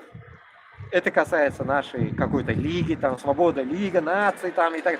Всем им касается этот разговор. Всем касается, вообще всем. Поймать сейчас горячий момент, когда вот этот переломный, так скажем, состояние Америки и Европы войти своим интересом Башкортостан с Татарстаном, Ичкерия и Дагестан, Бурятия и Алтай и Якутия, Саха, своими региональными интересами. О том, что мы все уже созрели быть независимыми, и нам не нужна Москва. Вы скажете: окей, добро. Это мы уже 1000 раз слышали. Но вот этого я еще не услышал. И пытаюсь сам себя тоже вам, как говорится, донести, услышать вместе. И тут как раз тот вариант, когда интерес переломного момента, когда Трамп хочет подружиться с Путиным, предложить европейцам, сказать, что давайте, так скажем, даже могу высказать такое слово, туванлар. Прикиньте, да? Туванлар. Давайте мы уничтожим полностью этот узкий мир, московское болото, и поделим, получается, свои приоритеты. Получается, Москву пусть забирает полностью Украина, закрывает свои дыры, восстанавливает всю Украину, забирает все захваченные территории. Потом сила воли уже Трампа в тот же момент исчезнет. Он не сможет ничего сделать против нашего, так скажем, поднятия регионов. Когда регионы поднимутся, ни Америка, никто не поможет даже им. Никто не сможет против нас стоять. Вы поймите это. После всего вот этого сыр-бора, когда мы перепотрошим вот эту всю Европу таким высказыванием, у них появится дилемма. Какая? Так, они скажут: варианты перспективные такие предлагаются от регионов этой России, России, что Америка не сможет предложить. Потому что в Америке уже нет тех ресурсов, которые у нас есть. И они, вдобавок, не тронуты целых 3 года уже. И вообще даже не начаты копать, даже если ту же Украину брать. Никто не копает его. Таким образом, это мои мысли. Если мы сейчас предложим это правильным образом, красиво преподнесем европейцам, культурно, без моего мата, конечно, можно добавить где-то, если они не понимают, и мат. Донести им, что вам легче будет управлять всей землей этой России, когда она будет разделена на мелкие кусочки. Получается, начнем с Украины. Вся Украина с Москвой — это будет целое единое. Дальше идет Кавказ.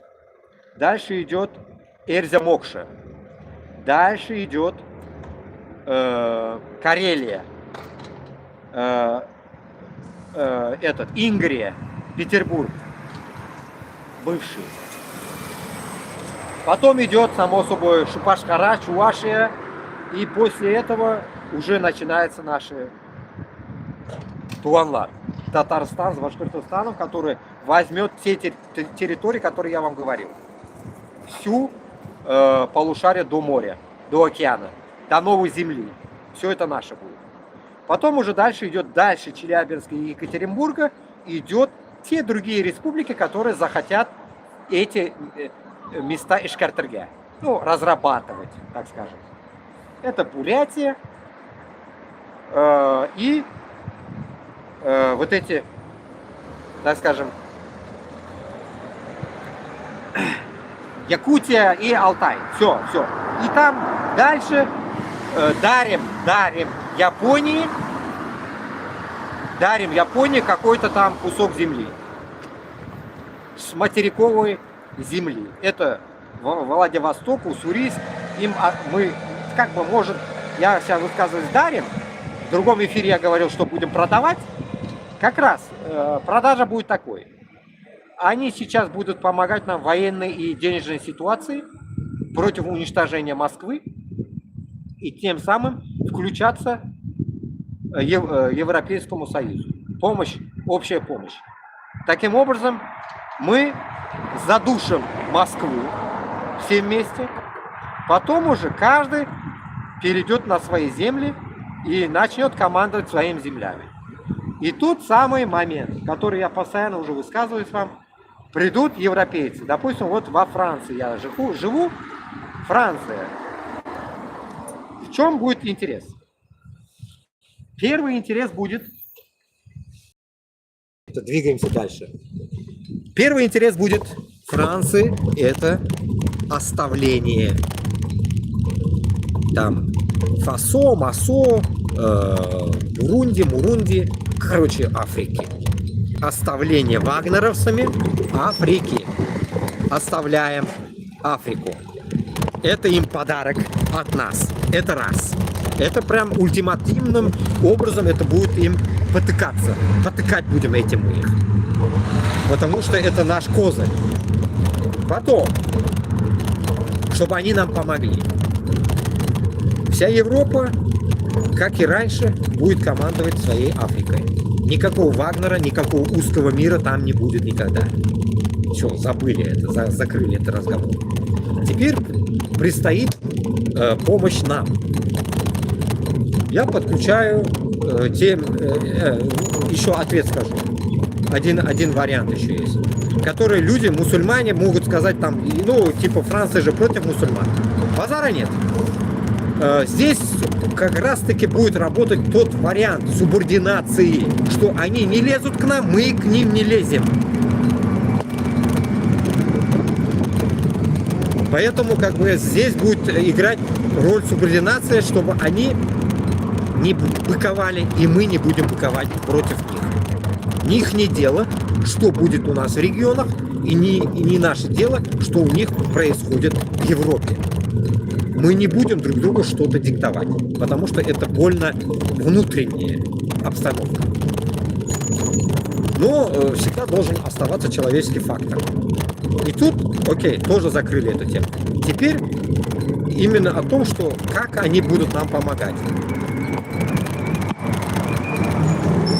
Помощь Европы регионам будет обогащение расходов, которые лягут на наши шеи. Вот, допустим, у нас будут расходы какие-то у всех, и вот эту расходную фишку нам нужно будет между собой раскидать. Где, откуда, кто возьмет и кому что, сколько даст. И тут как раз таки тот вопрос. Кто кому что даст. Мы, само собой, будем брать это с регионов, со своих регионов, оплатить какую-то часть, если не хватит, после разграбления Москвы. Когда мы разделим московскую добычу, оттуда, если что-то не хватит, я уже это тоже высказывался 1000 раз, не хватит, мы с регионов что-то им выделим. Это раз. Тоже закрыли, окей, эту тему закрыли. Второе. Работа, совместная работа теперь. Как нам вставать на ноги с Европой, с Японией и еще какими-то там теми так скажем, регионами, которые помогут нам, так скажем, уничтожить Москву.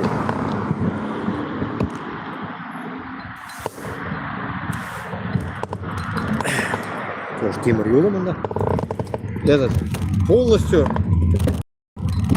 уничтожить Москву. Кто нам помог? Мы с ними будем работать, заключать сделки. В первую очередь это с европейскими странами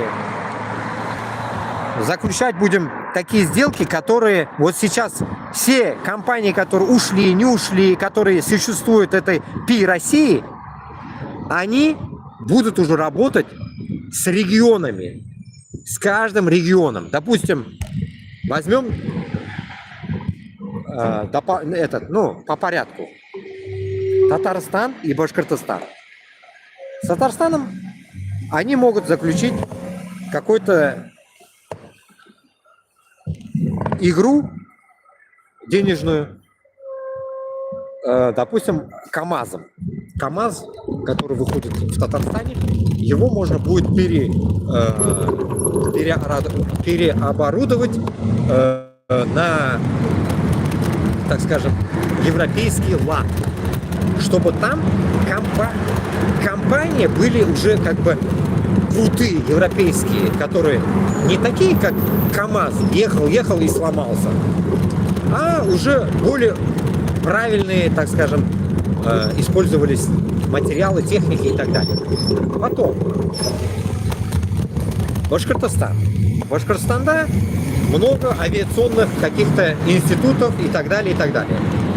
Заключим также, допустим, с какими-то авиационными заводами, фабриками Европы, с ними тоже договор. Это, понимаете, в первую очередь, это помощь нам всем. Во-вторых, это зарабатывание денег в Европе. Ну, вот Европа будет зарабатывать на этом. И зарабатывать будем и мы, понимаете? Здесь рука руку моет.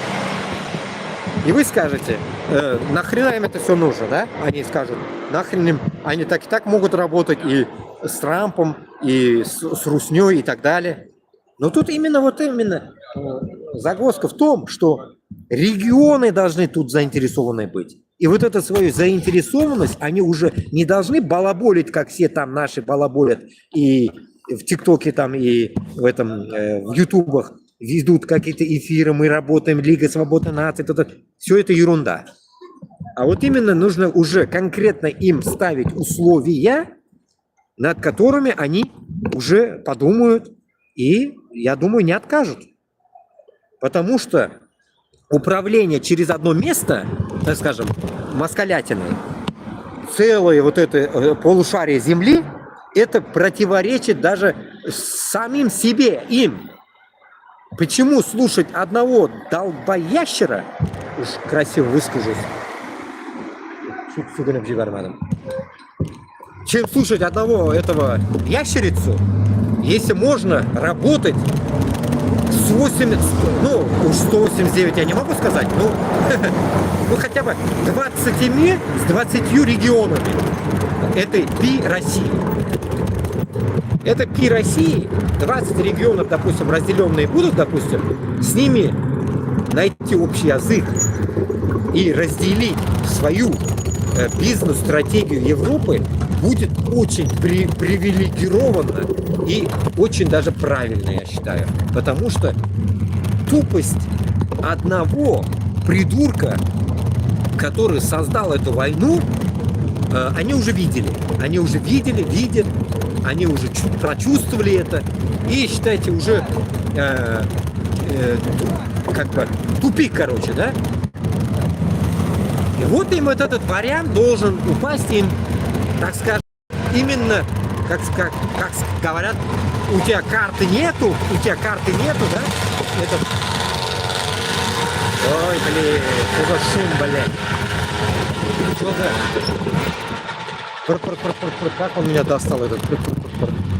короче, вот этот трамплин уже достал всех, что ой, вы кому нужны, короче, типа у тебя козырей нет, у тебя карты не те, бля. И в этот момент прям мне охота было прям вот залезть в этот телефон и сказать, тромбоз кукейский. У Зели карты есть, это мы карты ему, мы регионы, это мы регионы России, это карта Зеленского. Понимаете? Вот что нужно было там, конечно, ляпнуть, конечно, но меня там не было, понимаете? Я бы, наверное, надавал им, блин, конкретно словесных лещей всем там, этому всякому Веннику и Трампику, всем старикам, блин, разбойникам порыву. Поэтому вот этот вариант нужно теперь вытащить на обозрение, понимаете? Вот этот мой вариант, который, может, он есть и у всех этот вариант, но этот вариант у них такой, знаете, такой он, как импотенциальный, понимаете? Такой вариант, он тухлый, понимаете, у них он как бы теоретической разработки. А вот эта теоретическая разработка их, она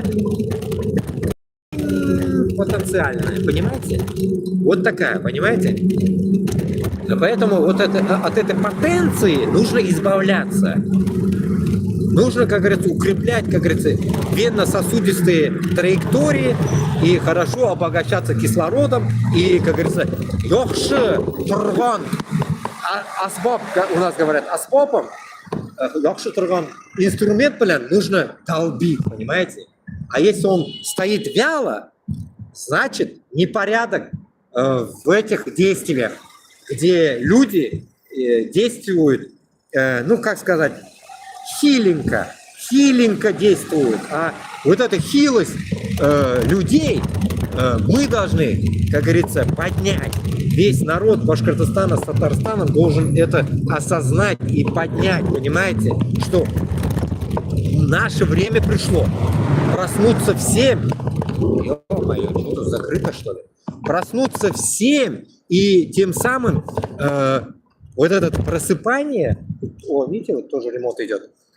Вот это просыпание наше, сейчас комментарий я прочитаю, просыпание наше помогло бы, наверное, всем, даже этим местному населению, где я живу. Даже всем это помогло. Почему? Потому что вот эта потенциальная тема, она вот здесь, как сказать, рядышком, да, тебе в спину дышит какой-то узкий мир, который говорит, у меня типа есть кувалда, и этой кувалды я хочу сейчас войти в Украину, полностью забрать, а потом уже дышать вам в спину хорошенечко там, европейской спине, что в любое время пойдет, как говорится, в разработку этой кувалды. Примерно так. Шунарга, если наш народ, который реально из Башкортостана с Татарстаном хочет независимости, должен любыми способами найти какой-то вариант достучаться до Европейского Союза. Нам не нужна Турция. Потому что, еще раз это высказывание выскажусь. Илемеген сукмаган Турция безге кереги юк.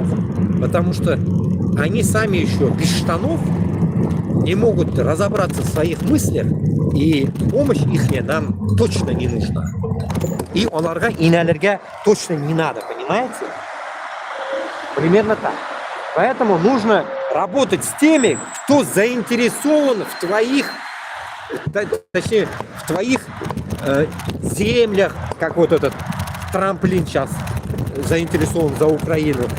Вот, короче говоря, нужно интриговать, так скажем, потенциальных наших клиентов на наши земли таким образом, что у вас будет лучше, намного лучше и безопаснее, что если вы будете, поможете нам отделиться от этой узкого мира. И еще добавлю, сейчас мысль пришла, как раз таки уничтожив,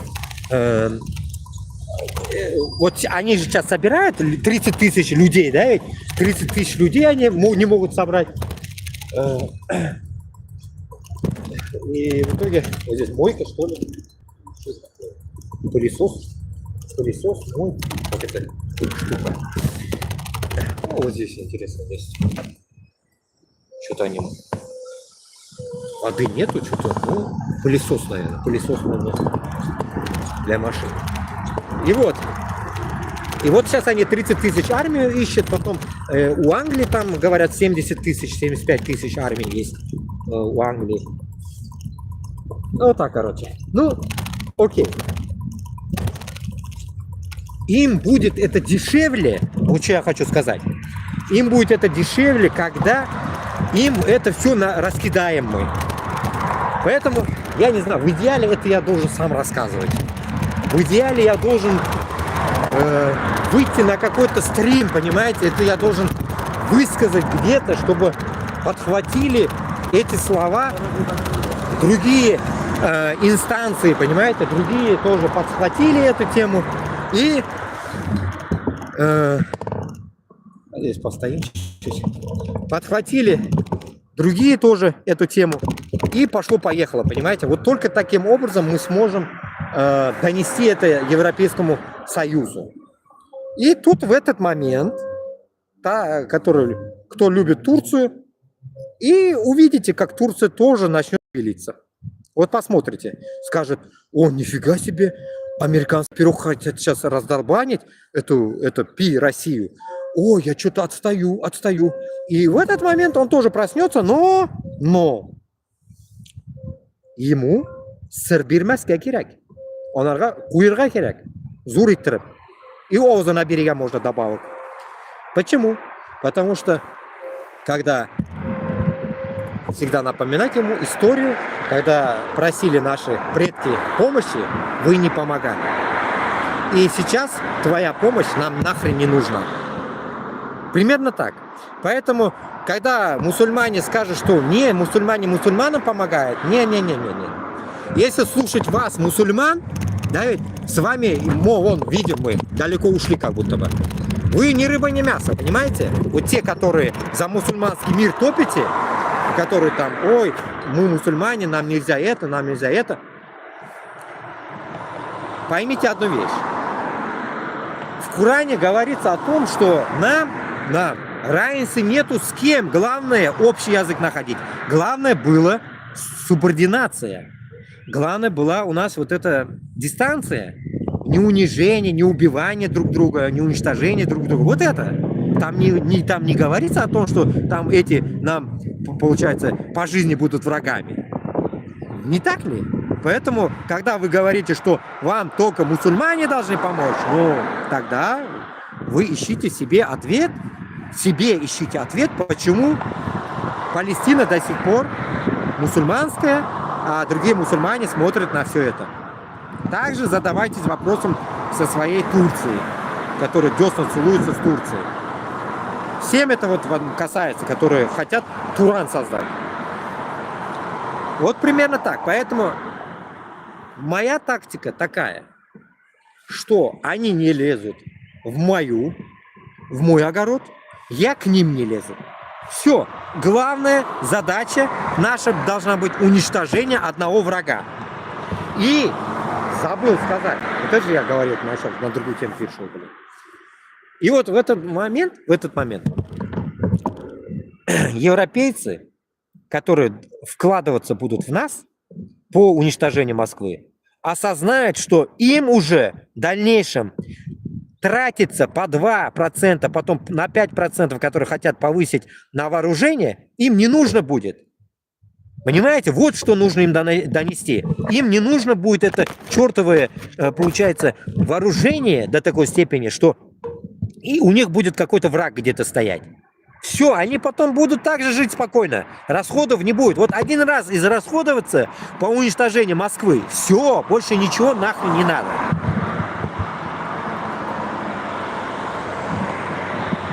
Дамир, велосипед сначала нормально купи, а потом глобальные проблемы решай.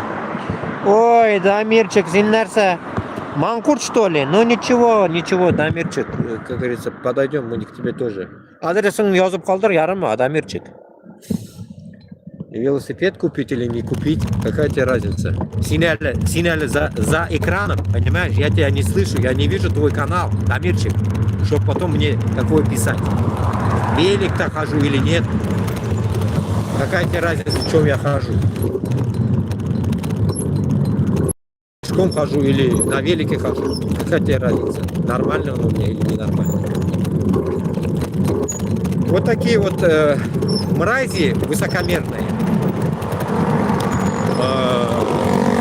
В нашем Башкортостане и Татарстане будут уничтожаться. Вот капелька высокомерия, все. Вы же хотите по исламу жить? По исламу будем мы их контролировать. Контроль будет по исламу. Высокомерный, выежистый, выеживаешься, значит все. Все. Кастрирование и все. ГУЛАГу. Примерно так. Чтобы не возникал. Чтобы, как говорится, спалось ему легче, отправим мы его, так скажем, в обезьянник. Чтобы он там понимал, на велике мне ездить или на пешком ходить. Понимаете, да? Айтам Ленин машинада yürügen, великте yürügen мекен Европада, удивительно, а? Ленин нәрседе yürüdü екен, а? Ленин на чем двигался екен, а? В 1900-х годах.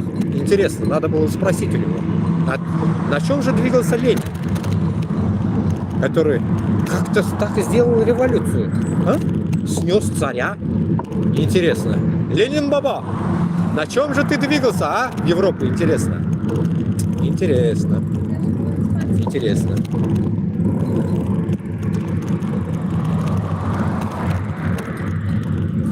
Вот так вот кружочек я сделал. Опасно, опасно. Опасно ты ребенка своего проводишь, отец долбанный.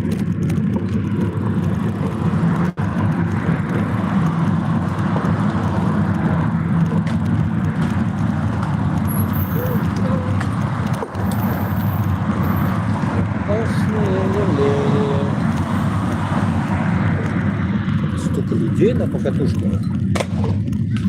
Вот так вот примерно, типа такой круг, и вот вернулся обратно. Ничего, много не вижу смысла ездить, потому что я 5:40, потому что, ё-моё, уже надо валить домой, ладно. Все, надо шевелить батонами. Шевелить батонами. Так. О, зеленый. Хотел потрогать телефон. Сейчас вот здесь перейдем. Спорт нашего надо. Сейчас я. Так. То ли меня интернетом ульды, то ли идет. Эфир мында мı? Kişiler мында mı? Вот этот, тут есть кто? Короче, 8 человек. Вот как велосипед начал я говорить, после велосипеда у меня вроде шло, я хотел посмотреть вообще, что происходит, и вот оно слетело интернет, короче. Дальше вот накидали комментарии, я...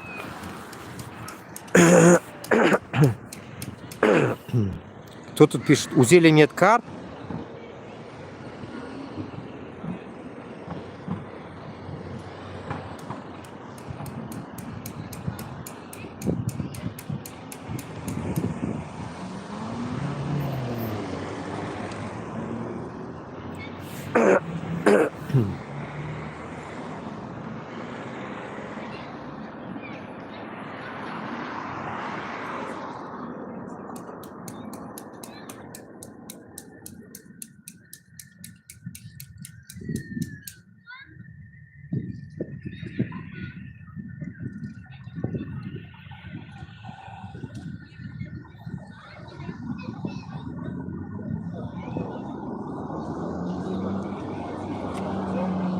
модели.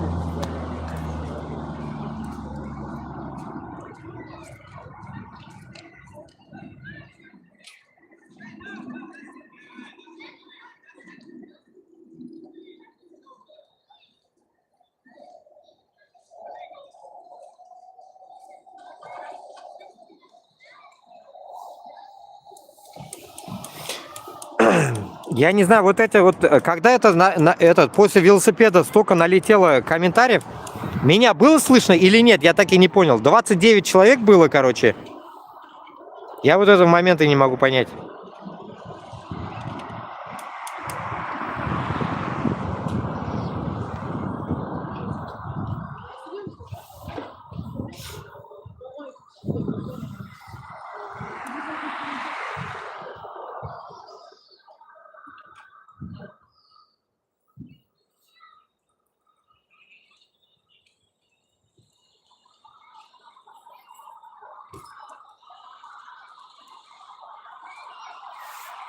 Че, брательня, почаще навещать нас, узбек.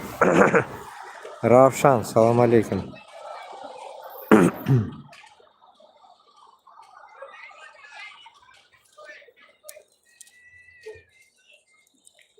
Кроксигис кеш утра. Да, где-то у меня, мне кажется, интернет затупил. Я говорил, где вы? Где-то затупил, я не знаю, о чем я говорил. Последнее про велик я что-то говорил. Вы слышали или нет? То, что какой-то там Шайтан Дамир какой-то писал про велик. То, что поменяй велик туда-сюда. Что такое? Не на велике, не в велике дело, да?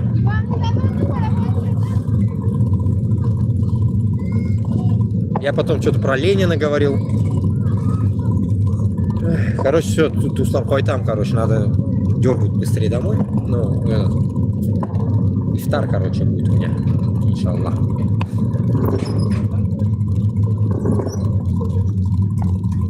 Ифтар.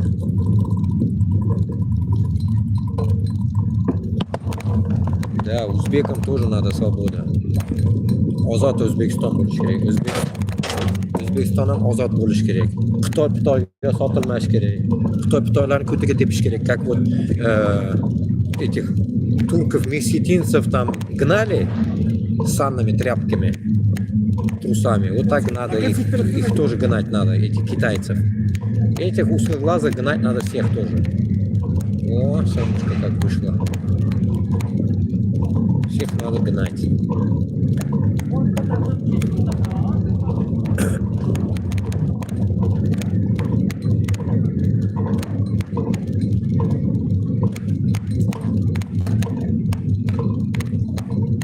Ну, буду этот. Ну, чуть-чуть, вот 2 часа я с вами покефирил. Потом будем этот. Не знаю. Сейчас чуть-чуть осталось, я уже домой доеду. Задавайте вопрос, может на вопрос отвечу. Что я этот. Что-то говорил я же, да? С пантологии сбился.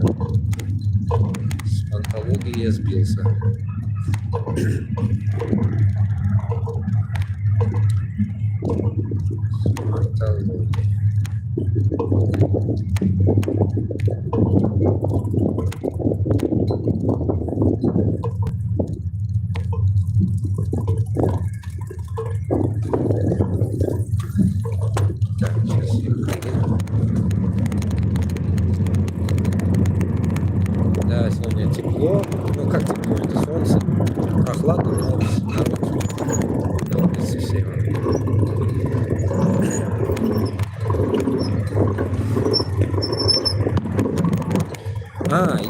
Вспомнил насчет атомки, да, я говорил, кто-то тут сейчас в комментариях атомку кто-то писал. В тот день же я только выкладывал, что за 12 часов украинцы собрали 14 миллионов гривней на атомную бомбу, там можно сказать, на атомку, короче, да? Так что мобилизация украинского народа, да, это не мы с вами. Украинский народ мобилизируется секунд сразу, за секунду. У них насчет этого вообще проблем нету. Это не вы узкопопые там, как говорится, из московской болоты. Это не вы, которые, как говорится, релаканты, бежали все там. Все, ноги сделали. А те, которые говорят еще, вспомнил, те, которые говорят нам из регионов, башкиртам, татарам, допустим, мне, я вообще метис, да, из 3 кровей, говорите, что мы бежали куда-то от этого, и типа мы какие-то там, как сказать, как это, которые побег сделали, типа, да, такие. Нам эта война вообще нахрен не нужна. Это узкожопый мир, как говорится, создал эту войну. Нахрена я должен там что-то делать? Это раз. Второе, я нахрена должен убивать украинцев, если мой враг узкожопый. Ну, узкожопые, вы мои враги. Понимаете? Вы мои душманы. Я не вижу, как говорится, в Украине врагов. Поэтому, как говорится, насчет атома и насчет вот этого всего беспредела, который у вас в голове, знайте одну вещь, что вчера только я высказывался, лучший друг — это атомная бомба. Лучший друг — это атомная бомба. Все. Лучший друг, вообще в жизни нет других друзей, как атомная бомба. Самый лучший друг — атомная бомба. Понимаете? Атомная бомба — лучший друг всех народов на Земле. Примерно так. Поэтому так что имейте в виду, что я до этого вспоминаю, рассказывал, да, еще добавлю еще раз, если уж такая тема затронулась, еще раз напомню. Вы, узкожопые, стройте себе свое говно, болото. Понимаете? Свое вот это болото стройте себе. Себе стройте там, в московских болотах, я не знаю где. А все территории, которые считаются регионами историческими, нашими землями, мы все соберем и будем сами, как говорится, пользоваться ими по нашему усмотрению. С кем дружить нам, с кем жить нам, с кем бизнес делать, мы сами будем решать. Нам не нужны ваши сопли, понимаете? Узкопопые. Так что вы в своем узком мире там будете жить. Широка моя душа, да? Ага. Широка — это наши земли. Не ваша Россия широкая. Широкая она стала после того, как мы, как говорится, ослабли. Нас вы, как говорится, уничтожили. Поэтому, точнее, наших предков. Поэтому так произошло. А так, не. Поймите, шунарга там битинде. Башкирт татарлар оңнагыз бірәйбірні. Біздің душман только урыслар гына. Біздің душман урыслар. Все, вот я вам это 1000 раз говорю, это я вам уже 1000 раз это я говорил. Не ищите где-то других каких-то душманов, они только внутри московского болота, и где вообще ходят эти еще нацики, узкожопая община, нацики вот эти тоже, как говорится, это ихние же ашкаль-дашкальные вот эти, ихние вот это сопли, так скажем, сопли, московские сопли, которых выпускают, когда им нужно, чтобы укрощать, так скажем, наших башкиртов и татар. Или Кавказ.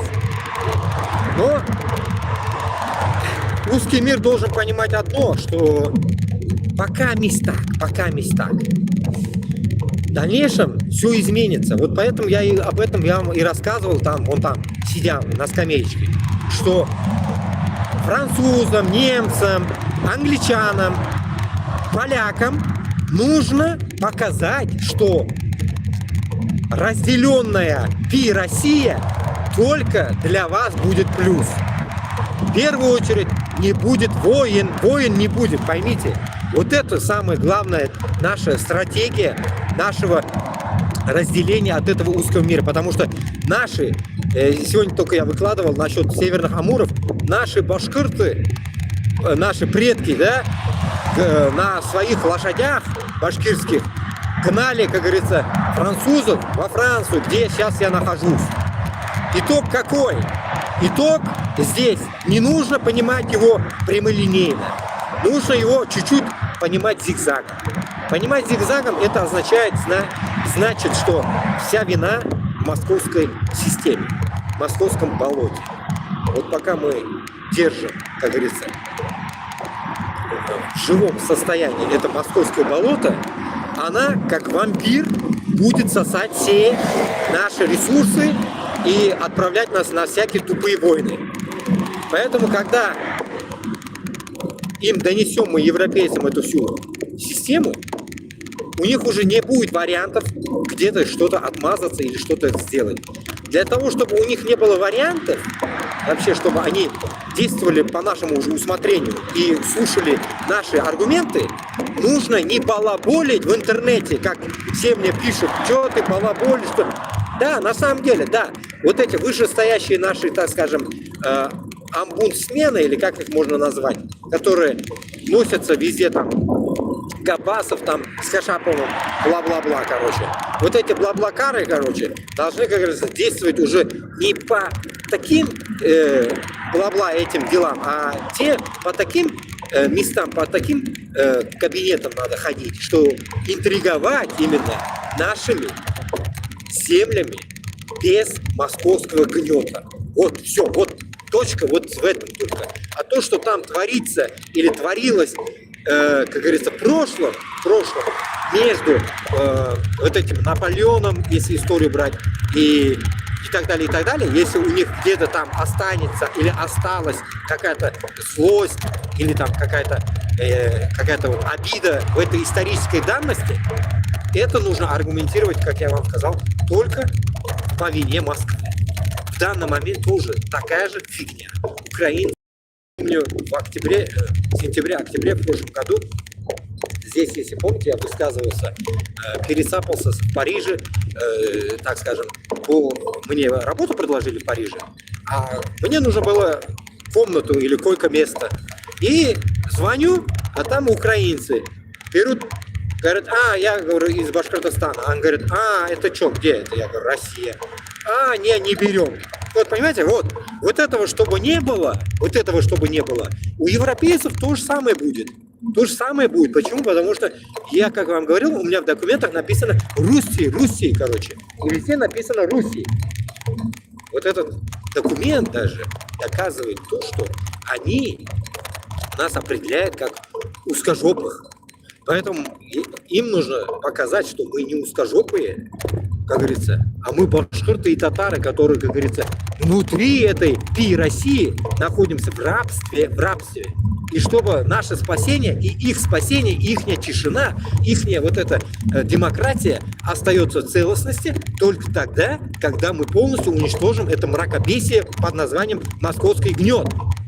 Вот когда вот это все им донесем в правильном эквиваленте, только тогда мы сможем добиться, получается, вот этих своих, так скажем, демократических планов по Башкортостану и Татарстану. А так, вот эти балаболы, боты, так скажем, интернет-боты, вы, как это, говна не стоите даже какого-нибудь там, так скажем, червяка. Даже их говна вы не стоите. Конкретно те, которые пишут здесь о том, что мы тут что-то говорим, о том, о сём. Мы-то говорим к чему?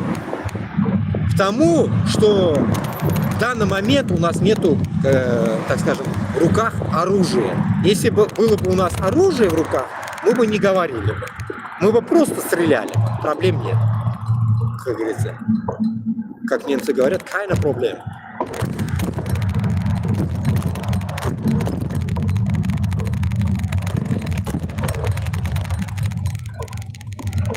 Примерно так. Что тут сейчас комментарий почитаем еще? Поставлю. Что за опять? Тут негатив, позитив. Ну-ка. Так, навещать нас.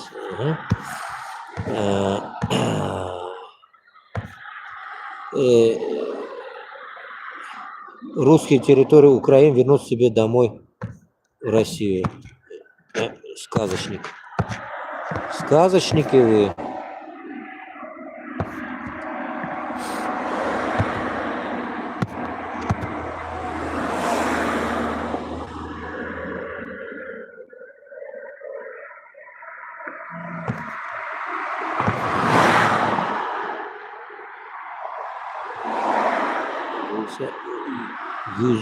Юзишны. Че? Долбоеб орыслар душма умы болса юзишны өргөн. Че? Что за хуй, блядь? Что за юзишны өргөн, блядь? Хорошо вещать Европы. А где вещать? С бутырки, что ли, а, Алекс?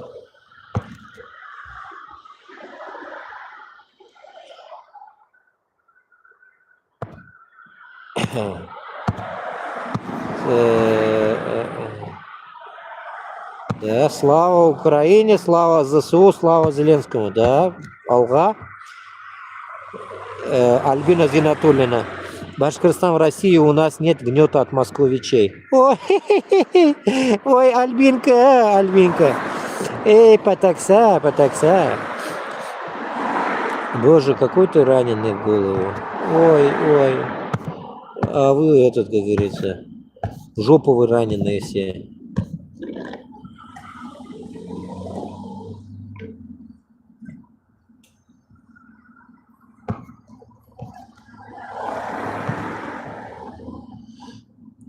Вячеслав Бабулев. Вот именно. Джек, он Трампа опустил ниже плинтуса, такого не было в истории, а ты говоришь, опозорился. Само собой не опозорился он. Это вот эти манкурты и узкожопые так говорят. Так, Украина как принадлежала России, так и будет. Пожили без нас и будет. Ой, Альбина. Китинда. Ты тоже в бан нахрен не нужна нам. Кин Үзен. Что-то там говорила, ну все уже. Альбина, услышь меня. Сен башкортма, татарма анда. Сені бит күтіңе сігебіз конкретно, білясың? Күтіңе, блядь, будем делать нашынды манкуртларны, бөтірігізні, блядь. Имейте в виду. Урада вақтында сөгінерге, как говорится, мәжбүрләдің мені. Сен пәтәксәні ишітіп қой, мына. Башқұрт татарларға это постоянно, я говорю, постоянно. Сіз уйламаңыз, что біз мына мен бір өзім генә шундай итеп барам нәрседен сөйлә, теге ашбаш дип уйлыйсыздыр, нәрсәгә. Юк, сез имейте в виду, что вакыты сәгате җитә, без керәбез, сез үзегезне аңламый каласыз. Понимаете? Это мы сейчас, как говорится, ищем пути, наверное, да, так правильно будет. Ищем пути, где будет это движение наше, это наше движение, приводить плоды. В данный момент мы как бы без оружия, как я до этого говорил. Поэтому мы в таком положении. Придет время, у нас и оружие будет, и остальное будет, все, и акча была, и туневер была, и поддержка будет, и так далее. Вот в этот момент-то и мы поймем, что кто, получается, к нам относился враждебно, кто был манкуртом, кто нас предавал. В данный момент даже вот сидя вот здесь в комментариях, я понимаю, что только истинный башкирт, истинный татар добьется того, на котором,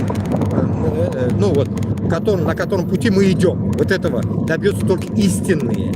А те, которые с узкими, которые хотят, как говорится, и туда сесть, и сюда сесть, ничего не получается. Рано или поздно туда-сюда у вас, как говорится, кишка тонка, как говорится, где-то не так сядете на швабру, порвете, как говорится, себя. И в этот момент мы и войдем. Но тогда уже вы помощи ни от нас не получится, ни от них не получится, ни от кого вы помощь уже не получите. Совершенно оннагас. Вот как Хабиров будет бежать с Миннихановым куда-нибудь, мы их, конечно, выцепим всех, само собой. Они далеко не уйдут. И вот примерно вот такая же ситуация будет. Как вы ждали, наверное, что Зеля убежит, но Зеля никуда не убежал. Он, как я всегда говорю, я сам в шоке был от того, что впервые я какому-то еврею, получается, даю голос, да, так скажем, что еврей может постоять за себя. Понимаете? Это что означает? Это означает, что людей, которые идут за какую-то правду, никто никогда не переломает и не может переломать. Поэтому те, которые манкурты сейчас живут в Башкортостане с Татарстаном и думают, что вы переломите какое-то положение и вы будете в дальнейшем тоже проживать, и ваши дети что-то в этом роде, не, вы в полнейшем заблуждении, как и те, которые еще не пришли в ислам. Вы в таком же заблуждении. Понимаете? Поэтому, когда вы говорите, что вы мусульмане и вы правильные, и не выполняете свои правильные действия, и врете везде, потыкая узкому миру, те же муллы, те же всякие вот эти шайтаны, как это, вот этот, Равиль Гайнуддины, вот эти шайтаны, который недавно сказал, что Татарстан будет общий типа с Москвой, это значит, он дал ключи ислама управлять Москве. Москва будет управлять исламом Татарстана. Понимаете? Это нужно именно правильно интерпретировать, что татарларны Гайнуддин сотты исламны, сотты Құранны керек болса. Понимаете? И ты мне тут пишешь, Альбина, это Зинатуллина, или какая там у тебя фамилия была, овца. Ты пишешь, что вы будете в России. Ты, может, будешь в России, если мы тебя не закопаем. Ты, может, будешь в России. Мы тебя отправим в московские ссылки. В Москву. Ты там будешь жить. Московское болото. Базара нет. Но Башкортостан мен Татарстанда только яши истинный өзіне жері үшін күрескен қолып қана болашақ. Қолғаны бізге керегі жоқ. Қолғаны қола, бәлкім, который рот не будут открывать. Тряпочку будете молчать. Жить, как мы скажем. Вот это останется внутри. Вякать будете, все, полетели пожизненно куда-нибудь. Примерно так. А так по-другому с вами никак. Потому что сіз яқшылықны аңлытырған кеші түгіл. Мол кебексіз, мол. Мол и то, мынада бар десең, мында бара, мында бар. А сіз молдан да хужесіз. Аңғырасыз. Еще мында жазып отырасың нәрседір міне қыланып, ұрысларына күтін әкеріп. Айтам бит. Кімдір мені айтайын. Ғибрат дүния. Просто ужас просто. Мен поражаюсь над этим миром, где им долбишь, что мы рабы. Они говорят, не, мы не рабы, мы как бы дружим с ними. Вы 450 лет в рабстве. После взятия Казани, Казань 500, грубо говоря, лет в рабстве. И вы говорите, вы дружите? Как вы дружите, если вы все крестили, кутыгызга кресты засунули? И вы после этого говорите, вы свободные, что ли? Да вы все, как говорится, полупокеры крещенные. А вы еще говорите свободные. Дружат они, оказывается. Дружат. Если вы дружили бы, то друзья сказали бы, тут вот с Украиной война, мы вот пошли узкожопые, мы вас не хотим брать в это дело, потому что это личное наше дело. И все, они бы не трогали бы, а они в первую очередь отправили регионы а потом только начали дергать Москву. Это дружба, да? Это дружба, по-вашему, да? Это дружба? Я считаю, это не дружба. Это полное рабство. Рабство твоих так, влажных фантазий. Влажные фантазии Альбины быть как будто бы в друзьях, но в то же время она не знает, что давно уже у нее влажный, засунутый влажный швабра кутене, и она думает, что она свободная такая. Но не чувствует уже, понимаете, до такой степени уже впиталась эта швабра у нее в организме, что она не чувствует влажности этой швабры, которая засунута ей по самое горло. Одесса, привет. Одесса, так. Трамп выкинул зелье как блохастого пса. Да, правильно.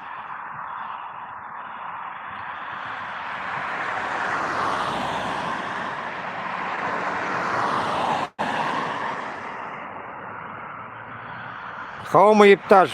Хаума. Аллаға шүкір.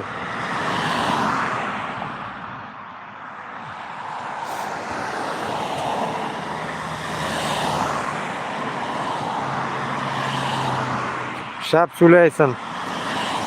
Рахмат. Қушылығыз. Қушылмаған болсаң, қушыл менің бүтін каналларға этот нәрсекей торат, короче, бұл бүтін нәрселеріне, видеоларына торат Башқұртстан һәм Татарстанда ішіне торатығыз бұл әберлерін бүтінісі.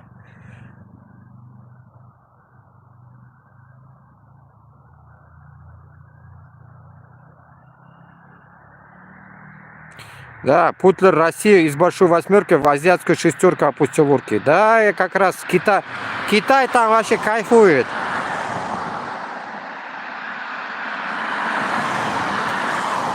Салям из Уфага, салям.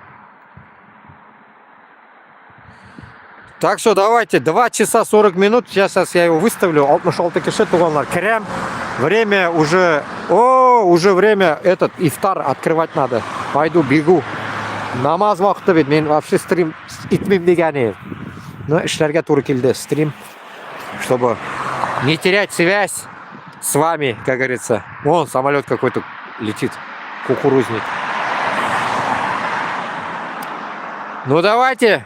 Ауыз нәрсекей намаз оқырға ауыз ашырға уақыт келді. Кукурузник.